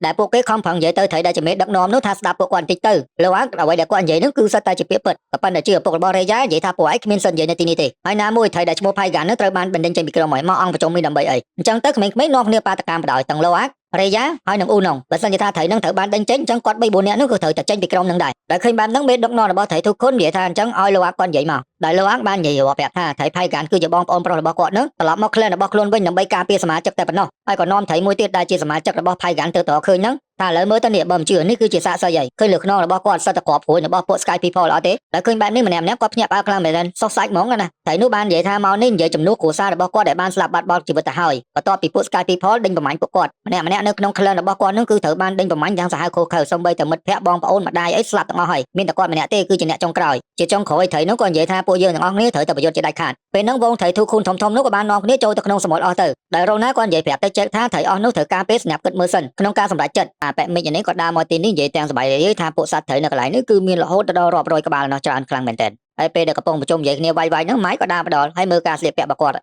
់ទៅជាមនុស្ស Navy ភ្លើងហ្នឹងមិនមែនជាម៉ៃស្គាល់រិចពីមុនផងហ្នឹងហើយក៏និយាយទៅសួរថាមិនដែរគេប្រជុំមួយប៉ុណ្ណាណីហេតុអីបើអត់មានវត្តមានរបស់គាត់មេតបស្រីនោះក៏និយាយថាមិនមែនជាការរួមរំលងអីទេប៉ុន្តែបន្ទាប់ពីមានតំណជាមួយចេកមកភារកិច្ចរបស់លោកឯងត្រូវបានចប់តាំងពីយូរហើយក៏មកតវ៉ាទៀតក៏ប៉ុន្តែពេលកំពុងឈរផ្កាយគ្នានោះ Parker ក៏អត់មានឈរនៅខាងមេតបស្រីនោះទេគាត់នៅតែបន្តកាន់ជើងឈរខាងម៉ែតទៅទៀតហើយក៏បន្តនិយាយទៅទៀតថាបេសកកម្មនេះគាត់នៅតែអាចធ្វើបាន ហើយមេតតស្រីនោះគាត់និយាយថាចង់បន្តបេសកកម្មធ្វើជាមួយនឹងមនុស្សផងហើយមើលសម្លៀកបំពាក់របស់លោកឯងមើលឥឡូវហ្នឹងដូចជាស្អីរ៉ូណាណាគាត់អង្គុយលើថ្មអណ្ដែតមើលទៅដូចជាកំពុងធ្វើពិធីអីម្យ៉ាងពាក់ព័ន្ធជាមួយនឹងសាសនារបស់ពួកគេពេលហ្នឹងគីរីឡើងទៅដល់គាត់ធ្វើតាមដែរពេលនោះគាត់ក៏និយាយថាគីរីនឹងគឺជាពូណេវីម្នាក់ដែលល្អខ្លាំងមែនទែនតែគាត់នឹងត្រូវបានជ្រើសរើសទៅដល់ព្រះម៉ែអេវ៉ាហើយកំពុងនិយាយហ្នឹងគាត់មានអារម្មណ៍ថាវាអត់ស្រួលពោះពោះបើគាត់នឹងវាធ្វើទុកចឹងទៅគីរីគាត់និយាយថាកុំនិយាយច្រើនពេកថែសុខភាពផងរ៉ូណាបារម្ភខ្លាចខ្លួនគាត់នឹងមិនមានជីវិតរហូតដល់ពេលសម្រាប់កូនផងហើយក៏បានផ្ដែផ្ដាំថាបើសិនជាមានរឿងអីកើតឡើងមែនអីដែលគួរធ្វើបានគួរតែធ្វើទៅផងអស់លទ្ធភាពចឹងគាត់ផ្ដែផ្ដាំទៅលោកអង្គថាមិនបាច់ចេញទៅណាទេនៅទីនេះហើយដើម្បីមើលថាក្មេងៗនិងបងប្អូនបន្ទាប់ពីជែកទៅបាត់អ្នកតារីក៏បានផ្ដាំផ្ញើតទៅទៀតថាបើសិនជាមិនឃើញឪពុករបស់ឯងត្រឡប់មកវិញទេនាំបងប្អូននិង Spider ចាក់ចេញពីកន្លែងនេះឲ្យឆ្ងាយតាមតែអាចធ្វើទៅបានទៅឥឡូវនេះពួក Sky People វាលើកតបមកតំបន់ដែលត្រីធូគូនឹងកំពុងរស់នៅហើយក្រុមរបស់ចេះនេះក៏គាត់ធៀមខ្លួនឲ្យរួចជាស្រេចដែរក្មេងៗប្រហែលអ្នកនេះចាំមើលស្ថានភាពថាវាយ៉ាងម៉េចហើយមកដល់កន្លែងនេះឃើញមានអាពលឺកំពុងហោះវល់ជុំវិញហ្នឹងវាគឺជាដែនម៉ាញេទិកដែលវាមានទំនាញដ៏ខ្លាំងមួយដោយបាតុភូតនេះវាកើតឡើងពីរ៉ែអូណាធីនៀមដោយសារតំបន់ហ្នឹងគឺវាសម្បូររ៉ែនឹងខ្លាំងមេតតស្រីនោះបើថាបើសិនជាឃើញវានៅនឹងហើយមកនាំគ្នាបោជិះទៅហោះទៅវាទៅម្នាក់ក៏នាំគ្នាទម្លាក់កងទ័ពនឹងចេញទូកចេញអីជាច្រើនដើម្បីទៅបបបាញ់ស្រីធូគូននឹងអាប៉ែមិចនេះគាត់និយាយថាតោះពួកយើងដល់ពេលទៅបើកលុយទៀតហើយបង្កើតកងធនាគារម្នាក់មួយច្រើនមកវើយក៏បញ្ជាកងទ័ពក្តាមរបស់គេចូលទៅបានសមុទ្រទៅដើម្បីត្រៀមខ្លួនឲ្យហើយនៅពេលដែលប្រមាញ់បានឡើងទៅបាញ់ប្រឡងលើខ្នងរបស់ពួកវាហើយកងទ័ពរបស់ Jack នេះសត្វតែសត្វស្លាប់មានពួក Navy នៅពីលើនឹងទុំឡើងពេញថ្មចាំស្ដាប់តែបជាទេវាយប្រហារយកទៅមកពេលដែលចូលមកកាន់តាគៀកវងត្រីធូគូននឹងមិចគាត់សង្ស័យឃើញថាអត់ដងមកនោះវាមានញីមានឈ្មោលហើយលើកនេះអត់មានឃើញញីសត្វតែឈ្មោលហើយធំទៀតដូចប្លែកវើយដោយមើលទៅដូចជាអត់ស្រួលក៏ផលិតមិនសិនហើយវាយឲ្យកូនប្រាប់អ្នកដែលដើរកំឡុតធំនេះថាត្រីនឹងមកសត្វតែឈ្មោលហើយធំទៀតអត់មានត្រីញីហើយអត់មានត្រីចាស់នៅនឹងទេមេតបស្រីនឹងគាត់និយាយថាធ្វើតាមផែនការទៅកុំទៅភ័យពេកត្រីអស់នឹងវា slow ទេមិនវាយប្រហារយើងឡើយនិយាយមិនទាន់ផុតពីមាត់ផងវាមួយចូលទៅក្នុងទឹកងើបឡើងមកវិញវាយប្រហារទុកធំនេះយកបដ ாய் អាប៉ែមិចគាត់ឃើញអញ្ចឹងសភ្នែកដែរចុះមកមិនទេអាត្រីនោះអត់ដងវា slow សឹងអីលើកនឹងមិននាំគ្នាមកវាយគាត់អញ្ចឹងម្ដងវាយប្រហារដាក់យកមៀតវាប៉ុណ្ណានៃទឹកលិចចូលឡើងពេញទូកអាណារត់តាន់អាណារត់មិនតាន់ងាប់ទៅឥឡូវដល់ពេលពួកចេះគាត់ចេញសកម្មភាពអីទាំងផ្លូវអាកាសនិងផ្លូវទឹកដោយភាគទី1អញ្ចឹងចេះខុសទៅដល់ចាប់ទាញលេខកទាំងកវត្តបងភ្នំបដ ாய் សូមបញ្ជាក់ម្ដងទៀតកុំថាអេដមីនតប៉ែខ្លាយកន្លងអ្នកទាំងអស់គ្នាស្ដាប់មិនតាន់ហើយលេខកទាំងនោះវាធំជាងមុនមើលទៅចង់ប្រព័ន្ធសត្វធររកហើយម្យ៉ាងទៀតអ្នកទាំងអស់គ្នាសង្កេតមើលទៅអាលេខកទាំងមួយគ្រឿងតែសត្វធររកកំពុងចាប់កវត្តហ្នឹងហើយមើលនៅអាលេខកទាំងមួយទៀតដែលហោះក្បែរហ្នឹងក៏វាខុសគ្នាហើយបើប្រៀបធៀបទៅជាមួយភាគទី1គឺវាទូចជាងអាពីរគ្រឿងហ្នឹងឆ្ងាយណាស់ពួកក្រុមផ្សេងទៀតគាត់ហោះវាយប្រហារខុសពីគ្រួសារចែកអត់ទាញព្រួយបាញ់ទេជាអាសត្វហ្នឹងយកដងថ្មមកតម្លាក់ចូលម៉ាស៊ីនបដ ாய் លើមេឃនេះឡើងប្រសាយោមិនដឹងស្អីទេអាសត្វនោះរួមអាលេខកទាំងនោះឡើងចិត្តហោះមកដល់ទាញអាមួយទៅបាត់ដាក់អានោះមកព្រួយមួយទៀតងាប់ទៅហើយយើងមកមើលខាងណែវេទឹកណែទឹកដៃគាត់ក៏មិនណយដែរហោះមកដល់ចាក់យកបុកបំពេញងាប់ខ្ទេចខ្ទីអាមួយនេះដេញបាញ់លោអាខ្លាំងពេករេណាមកដល់យកឈើហុកម៉ាស៊ីនពីក្រោយមើលទៅ Sky People នឹងដូចត្រូវធ្ងន់ណាស់ដែរបើពួកអ្នកវីហើយចំណាយចែកណាអាងប្រសាទរបស់គាត់នឹងធំហោះមកដល់ទាញកវត្តអ្នកតារីនេះវិញបន្ទាប់ពីបត់ពិសោធន៍ចម្បាំងប្រមាណដងហើយមើលទៅគាត់ព្រួយមិនចេះបាញ់តែផ្ដេសដូចមុនទេតម្រង់ទៅអ្នកបើកជន់ហោះនឹងម៉ាស៊ីនមកគ្រាប់ធ្លាក់កំពុងតែមានព្រៀបជាមួយពួក Sky People ហ្នឹងម៉ៃដឹកនាំពួក Navy ភ្លើងជាមួយនឹង Warren មកដល់ទាញគ្រាប់បញ្ជួយមីស៊ីលបាញ់យកអូមើលទៅផ្ទុះប្រសាយពេញទៅមេឃដូចដុតបញ្ជួយចឹងពេលដែលប្រយុទ្ធគ្នាទោះបីជាសត្វជាមួយនឹងគ្រឿងចាក់ទោះបីជាវាតានមែនប៉ុន្តែมันអាចបាត់បែនបានរហ័សទេព្រោះពួក Navy ភ្លើងនេះវាមានសត្វជីហើយមានគ្រាប់បញ្ជួយមានកំភ្លើងទៀតប្របាក់តទល់ជាមួយវាខ្លាំងមែនទែនម្នាក់ដេញបាញ់ចែកខុសមកទៅគ្រាប់មីស៊ីលហើយគ្នានោះខំប្រឹងហោះកិច្ចចង់បែកអាចទេស៊ូជាមួយពួកវាមិនរួចទេទោះបីជាចែកគាត់មានគ្នាច្រើនក៏ដោយប៉ុន្តែអត់មានយកអាវុធមកណាស់ណាព្រោះម្នាក់ពំតែដុំថ្មទម្លាក់មកគ្រាប់ម្នាក់ហើយអស់ហ្នឹងព្រោះពួកនេះវាមានសត្វតែកំភ្លើងយន្តនៃមីស៊ីលឡងតែឃើញបែបនេះគីរីគាត់ចាប់ផ្ដើមស្លន់ស្លោហើយដូចជាមានអីមួយកំពុងតងហៅគាត់ម្ដងទៀតព្រោះអញ្ចឹងទៅលោកអាគាត់ស្ទុះទៅគាត់ត្រង់ទៅណានៅទីទួលសុវត្ថិភាពនៅលើគីរីគាត់ថាអត់ទេដាច់ខាតត្រូវទៅចុះទៅហូបពីម៉ែអេវ៉ាយលោកអាគាត់ថាអត់បានទេហ៊ានទៅចុះទឹកភ្ជាប់ទៅសក់ជាមួយដើមឈើនឹងម្ដងទៀតប្រកាសជាស្លាប់ជាងខាននេះឃើញឌុកចូលមកលោកអាកន្លែងនិយាយជាមួយបងអូនគីរីនេះលោតចូលទឹកផ្លុកអញ្ចឹងទៅលោតតាមទាំងពីរទាំង3នាក់នៅសល់តែលោកអានេះប្រាប់ឲ្យបងអូនស្រីនៅរកកន្លែងពូនទៅកុំចុះទៅតាមគេគាត់តែគីរីគាត់ចាប់ផ្ដើមស្លន់ស្លោទៅហូបពីម៉ែអេវ៉ាហើយនឹងមានអីតោហៅគាត់ភ្លាមថ្ងៃវាចាប់ផ្ដើមមានសក្តិផ្លែតអញ្ចឹងទៅអ្នកទាំងអស់គ្នាបើចង់ដឹងតែអេដមីននិយាយទៅត្រូវឬក៏ខុសតាមដានរឿងអវតារតាំងពីភាគទី1ឡើងវិញមកឲ្យតែមានសង្គ្រាមជាមួយនឹងពួក Sky People ដឹងតែចាប់ផ្ដើមមានសក្តិជានិច្ចដោយក្រុមរបស់ក្មេងៗនេះចែកគ្នាធ្វើការលោកអាជាមួយនឹងរេយ៉ានាំគ្នាទៅផ្លូវផ្សេងឲ្យចំណាយ Spider មួយចូលទៅក្នុងទឹកដើម្បីទៅតាមគីរីគាត់តែភ្ជាប់ទៅសក់ជាមួយនឹងដើមឈើចូលមកដល់ក្នុងនេះភ្លាមគីរីនិយាយថាព្រះម៉ែជាទីស្រឡាញ់ជួយពួកយើងផងកំពុងតែពិបាកហើយពេលនេះសូមបងព្រោះសារព្រះម៉ែគឺជាសង្ឃឹមតែមួយគត់សម្រាប់ពួក Navy កំឡុងពេលហ្នឹងលោកអាជាមួយនឹងរេយ៉ាងំនេះមកវាយប្រហារពួកនៅលើផ្ទៃសមុទ្រនេះគីរីក៏ដើរចូលកាន់តែចិត្តពលឺកាន់តែភ្លឺខ្យល់កាន់តែខ្លាំងដោយវាមានចេតនារុញច្រានគាត់ចេញឆ្ងាយដោយទទួលនឹងសម្ពាធនឹងខ្លាំងពេករាងកាយរបស់គាត់នឹងខាងក្រៅនេះចាប់ផ្ដើមប្រកាច់បដាហើយ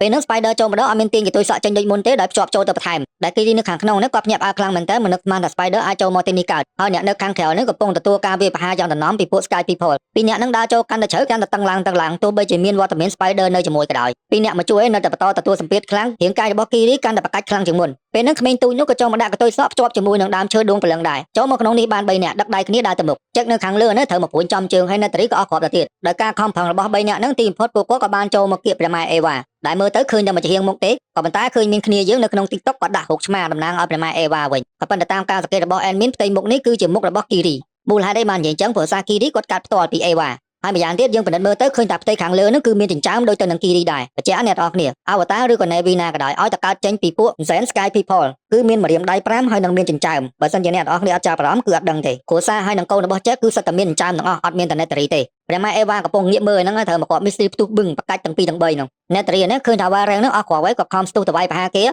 មានណាវាដកអាកភ្លើងវាបាញ់មកឆេះស្លាបអាសត្វដែលគាត់កំពុងជីហ្នឹងធ្លាក់ទៅដីបាត់រ៉ូណានេះគាត់មានពោះមានពងផងខំមកប្រយុទ្ធជាមួយគេត្រូវមកគ្រាប់ចំស្មាទៅលោអាជាមួយនឹងផៃហ្គាន់នេះគាត់ទទួលការវាយប្រហារពីពួកនោះយ៉ាងចាស់ដៃដែរចំណែកJackនេះមិញត្រូវម៉ាយបញ្ជឿឲ្យពួកនោះដេញបាញ់ឡើងពេញមេឃមីស៊ីលផងព្រួញផងទាំងម្ចាស់ទាំងសត្វនោះត្រូវព្រួយឡើងសោះសាយឲ្យធ្លាក់ចូលទឹកសត្វរបស់ Nettery នេះវិញងើបពីទឹកមកលួយស្លាប់អស់មួយជាហៀងហើយចំណែក Spider នេះគាត់ជួយសង្គ្រោះឌូកឡើងមកលើសិនព្រោះសារទូចហើយគីរីមិនដឹងនៅណានៅណីទេឥឡូវនេះដល់វគ្គកំសត់ទៀតហើយម្នាក់ឡើងត្រូមរៀងខ្លួនចេះគាត់វាយឲ្យកូនប្រាប់ទៅ Nettery ថាជប់វាយទៀតទៅយើងអស់ផ្លូវហើយគីរីនេះវិញគាត់ស្លាប់នៅក្នុងទឹកតែឯងត្រូវបានអាសត្វមួយនោះភ្លឺយកបន្ទុយសក់របស់គាត់ដោតចូលទៅក្នុងប្រមោយរបស់វាជាមួយគ្នានឹងដែរងាកមកខាងនេះក៏លេចទៅឃើញរ៉ូណានដែលទឹកឡើងមកលើអញ្ចឹងទៅខំប្រឹងអស់ឡើងមកច្រាំងមកណាព្រោះសារមើលទៅត្រូវលបួសធ្ងន់ទៀតគីរីគាត់និយាយថាទោះបីជាយើងធ្លាប់ឆ្លោះគ្នាយ៉ាងណាក៏ដោយក៏ត្រូវតែខំប្រឹងជួយដែរកំពុងតែរៀបចំដើម្បីឲ្យសម្រាប់កូននៅហ្នឹងអាមួយនោះខុសមកញ៉ៃស៊ីមកព្រួយធ្លាក់ខ្ពៀកហើយJackនេះសឿងណាស់ដែរត្រូវព្រួយចំជើងឲ្យកូនជួយដកទេមូលកតុយព្រួយហុកចូលទៅក្នុងសាច់ថែមទាញចេញពីមួយជាងទៀតSpider ចូលមកក្នុងទឹកនេះឃើញគីរីស្លាប់ជើងគាត់ភ័យខ្លាំងមែនទែនក៏ប៉ុន្តែមើលទៅវាគ្មានបញ្ហាសោះសម្រាប់គីរីព្រោះសារនៅខាងក្រោយគាត់នឹងមានអាសត្វទឹកនឹងជួយឲ្យគាត់អាចដកដង្ហើមបានហើយយើងងាកមកមើលពីអ្នកNetteryនេះវិញគាត់សម្រាប់កូនបានសម្រាប់ហើយប៉ុន្តែរ៉ូណានឹងក៏គាត់ផុតជីវិតទៅដែរដោយសារគាត់ត្រូវលបួសផងហើយប្រើកម្លាំងអស់ទៀត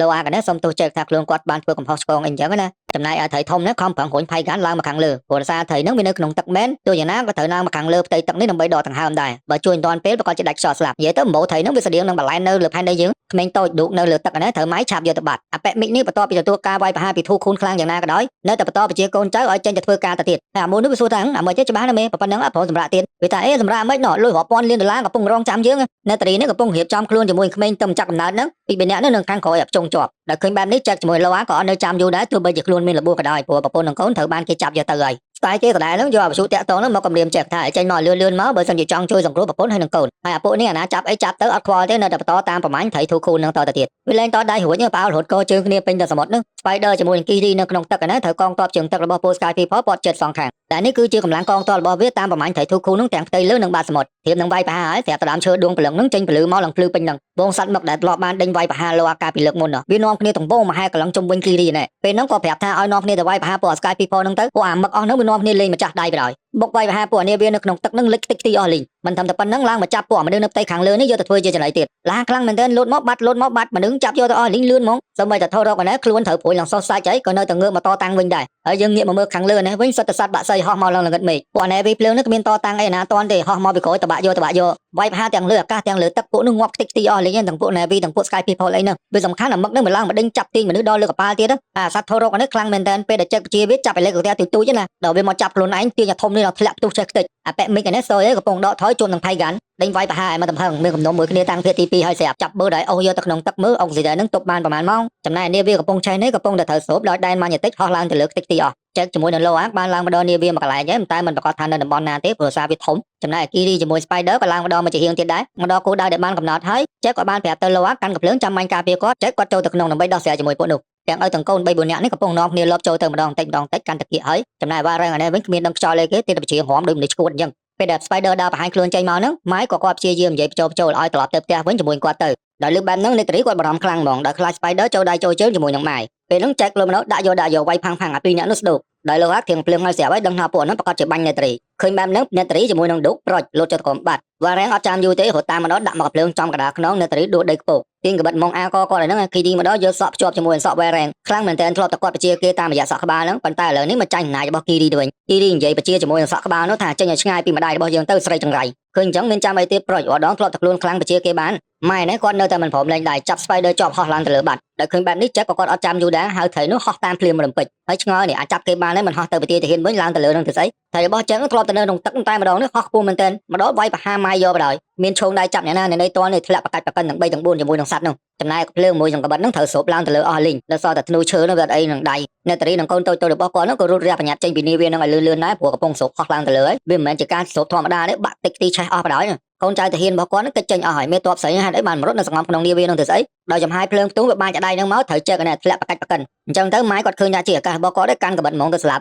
់ភ្លាមនោះ Spider ទាញធ្នូត្រឡប់ជុំម្ដងអេកុំញ៉ៃញ៉ៃ Mai con gì thứ ở trong thứ ở còn anh ấy đi phải đỡ con gì ta cũng đã cho mà nhìn nhái banh ngọt lại nữa mai cái thứ ở trong dạp ở rồi anh phong ở trong nó đã cho ra lơ mưa phải đỡ đã bổng trong đại hàng sầm và to bị nâng ngót đó các ba phủi đo một chiếc sụt vô vào đờiปีนี้เนี่ยก็จะไว้เนี่ยประกันเป็นอย่างนั้นเตอไปเดินเนี่ยตีนขวบปุ๋ยมาคอมของดาดรอมโจหัวซาปุ๋ยนักเนี่ยปุ๋ยเนวีเผอหนังให้คลุนตุ้ยมันยีตีอย่างนั้นตั้งไอ้ปีนี้นั้นไว้เนี่ยทะเลประกันปีมากระไรเตอมากระไรเตอมอมตะขวบปุ๋ยบ้านเรามาสุดทมรถตามเกตรอมโจมาดอให้ปีนี้นั่นก็ปุ่งไว้เนี่ยตีเถอสไปเดอร์ทะเลโจตะขอมบัดได้ขึ้นแบบนังไม้ก็จำยุบรถตะตองจับโยไปได้เลี้ยมนังเจ๊ก็กอดตะดิงตามจับได้โดยซาได้สลามตัวบกอนเถอบัวจอมเสร็จโดมมันไอตีสไปเดอร์ลางตะลือหัวดีตัวใบเจอย่างนั้นđóไม้กอดมันบ่บังក្នុងការជួយសង្គ្រោះជីវិត Spider ទេចេះក៏គាត់ខំប្រឹងណាស់ដែរទាញវល់ផងអីផងត្រង់តែមកគៀកទើបចាប់ដៃไม้ម្ដងពីរអស់ឡើងមកលើរួចពេលនោះไม้ក៏សួរថាឥឡូវមិនចាប់ដៃគ្នាហើយនាំគ្នាច្រៀងបទចម្រៀងទាំងអស់គ្នាមែនដែលនេះវាមានន័យធៀបថាគាត់នឹងកំពុងតែខ្លាយទៅជាពួកណាវីបដាបដាហើយចេះក៏ថាគិតមើលខ្លួនឯងទៅមានជំរឿតាពេលហ្នឹងនៅត្រីជាមួយលោអាកមកដល់ល្មមយឹតធ្នូមកបាញ់ហ្នឹងតែប៉ុន្តែចេះគាត់ជួយគាត់ថាកំបាញ់